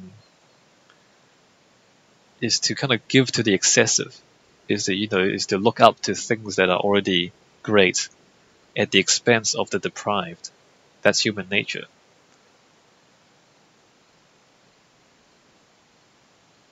All right. Chapter 78. Of all gentleness and submissiveness in the world, nothing compares to water. And to tackle stiffness and toughness, there is nothing better. There is no easier substitution. Be submissive to overcome dominance. Be gentle to overcome toughness. There is none in the world who knows not. There is none who can follow. Therefore the Master says, accepting the nation's shame is being stately. Accepting the nation's adversities is being majestic. Righteous words seem contradictory. Well, we're rehashing things we've already talked about. But it's talking about the strength of being weak. Which again, if you haven't been following all this text, that seems a bit contradictory with the strength of being weak. But accepting the nation's shame is being stately. Accepting the nation's adversities is being majestic. So taking on what is bad, taking on what is difficult, is the noble thing to do. And again, using the metaphor of water being soft and formless overcomes, things that are rigid and hard. Chapter 79. When hateful hostility is resolved, there will be lingering hatred. How can this be cured? Hence the Master holds on to supporting agreements without holding anyone responsible. Those with virtue exert effort on working out agreements. Those without virtue exert effort on scrutinizing the disagreements. The Tao is unbiased. It will always bring cure to the people. Well, then I think it's fairly simple. I think that's fairly simple. So, you might think you might think it's the same thing, but it's not. So, those with virtue exert effort on working out agreements. Those without virtue exert effort on scrutinizing the disagreements. So you might think that both aspects are part of, upholding an agreement. But it's saying here that, reaching agreements is useful. Punishing or, scrutinizing disagreements is not actually that useful. So focus on what you can agree on and not on what you disagree on. And that helps more. Which is true. It's not the same thing. It is a different thing. Focusing on agreements versus focusing on disagreements.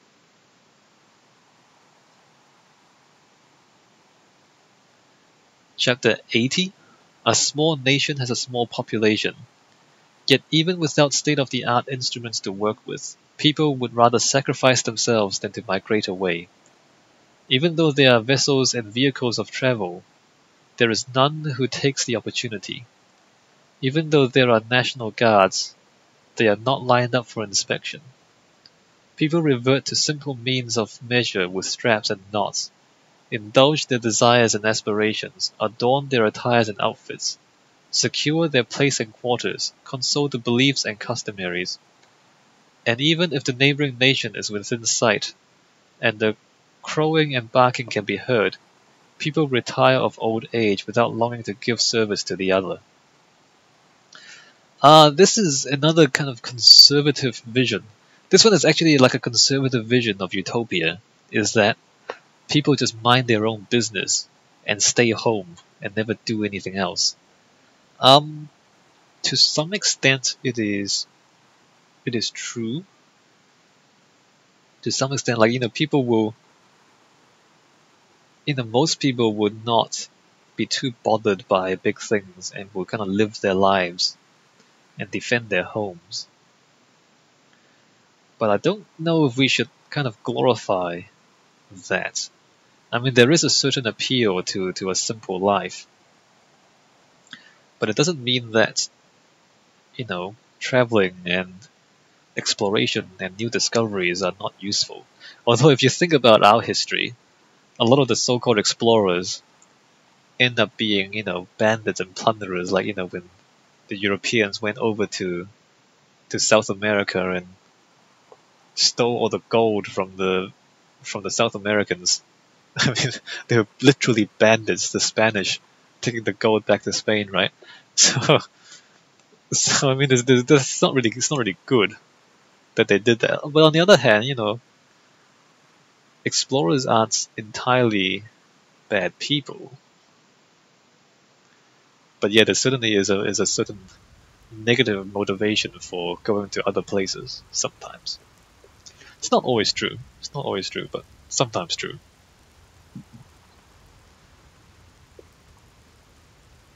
But no, yeah, no. Again, there's a certain kind of glorification of the old and the past, which I think is quite dangerous. It's kind of romanticizing the past is quite dangerous because this kind of idealized and unrealistic image of how things used to be, which is not even true. So be careful about that. All right, chapter 81. Truthful words are not pleasant. Pleasant words are not trustworthy. Those who are good do not dispute. Those who dispute are not good. Those who know are not learned. Those who are learned do not know. The sage does not store up things. The more he does for people, the more he has. The more he gives, the more he gains. The way of heaven is benefiting, not harming. The way of the sage is acting, not contending. And I don't think we need to say too much about that. Truthful words are not pleasant. That's often true. Those who are good do not dispute. I don't know if that's entirely true. I mean, those who are good do not look for arguments, right? But if something is wrong or harmful, you kind of need to stop it. You know what I mean? Like if like a tree is falling over and gonna crush a person, you want to try and save that person. You want to do something about it. It's not like, well, the tree is doing its thing, we'll just let it happen. No, that's not really how you do things. So the way that he's saying those who are good do not dispute, I think it's more agreeable to say that those who are good do not look for arguments. It's not to say that if you see something's wrong, you don't try to fix it, because otherwise, how you're not good if you're not fixing things anyway. Those who know are not learned. Those who are learned do not know. That is probably a bad translation. Basically, it's talking about the difference between wisdom and facts. Like those who are wise do not need a lot of facts. Those who keep a lot of facts are not wise. That's probably more accurate. Like if you are wise, you don't need a lot of facts because you have these principles that are always true. The sage does not store up things, or the sage does not hoard. The more he does for people, the more he has. The more he gives, the more he gains. The way of heaven is benefiting, not harming. The way of the sage is acting, not contending. And that is the end of the Tao Te Ching by Laozi. Alright, so I guess I'll stop talking about philosophy there. Let's have a look at the mountain now. Haven't looked at the mountain for a while. What do we collect? A stick? What is that? A cigar? Oh, it's a hammer, alright. We've got a hammer, we've got a cake. What is this? It appears to be a rubbish bin. A rubbish bin. And a random frisbee. Alright, so some random things have fallen onto the mountain. The mountain is still the mountain. There's really nothing new there, is there? I don't know if the mountain's really worthwhile. I mean, if I think the mountain could be better. I think the mountain could be better. There could be more changes. There could be more things going on. Like, can't there be animals and birds and more weather and more sky effects, shooting stars? Like, I don't know about the random objects. I think instead of these kind of random junk, really, falling on the mountain, there could be other things going on. There could be procedural background music. The thoughts. You know, I just felt God in this day of days. What? Like, the thoughts are kind of inane and not really, like, it's not really gems of wisdom. It's just the mountain is just kind of not very smart, not very insightful. So I feel like there's a lot of ways to make this better, and the keyboard could be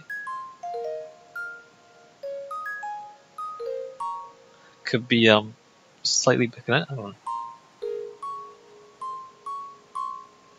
No, yeah, the keyboard. I mean, we need more notes so that we can actually play songs, play interesting songs with it. It's just, I mean, even for a non-game, even for like just a kind of a vaguely, slightly interactive screensaver, there's really not much going on. Even for something like this, I feel like there could be more interesting, more wondrous, more beautiful things going on. It's just not much here. You know what I mean? I mean, I don't disagree with the underlying concept of this kind of thing that is beautiful and that just sits there and it looks good, but it doesn't even look that good. You know what I mean?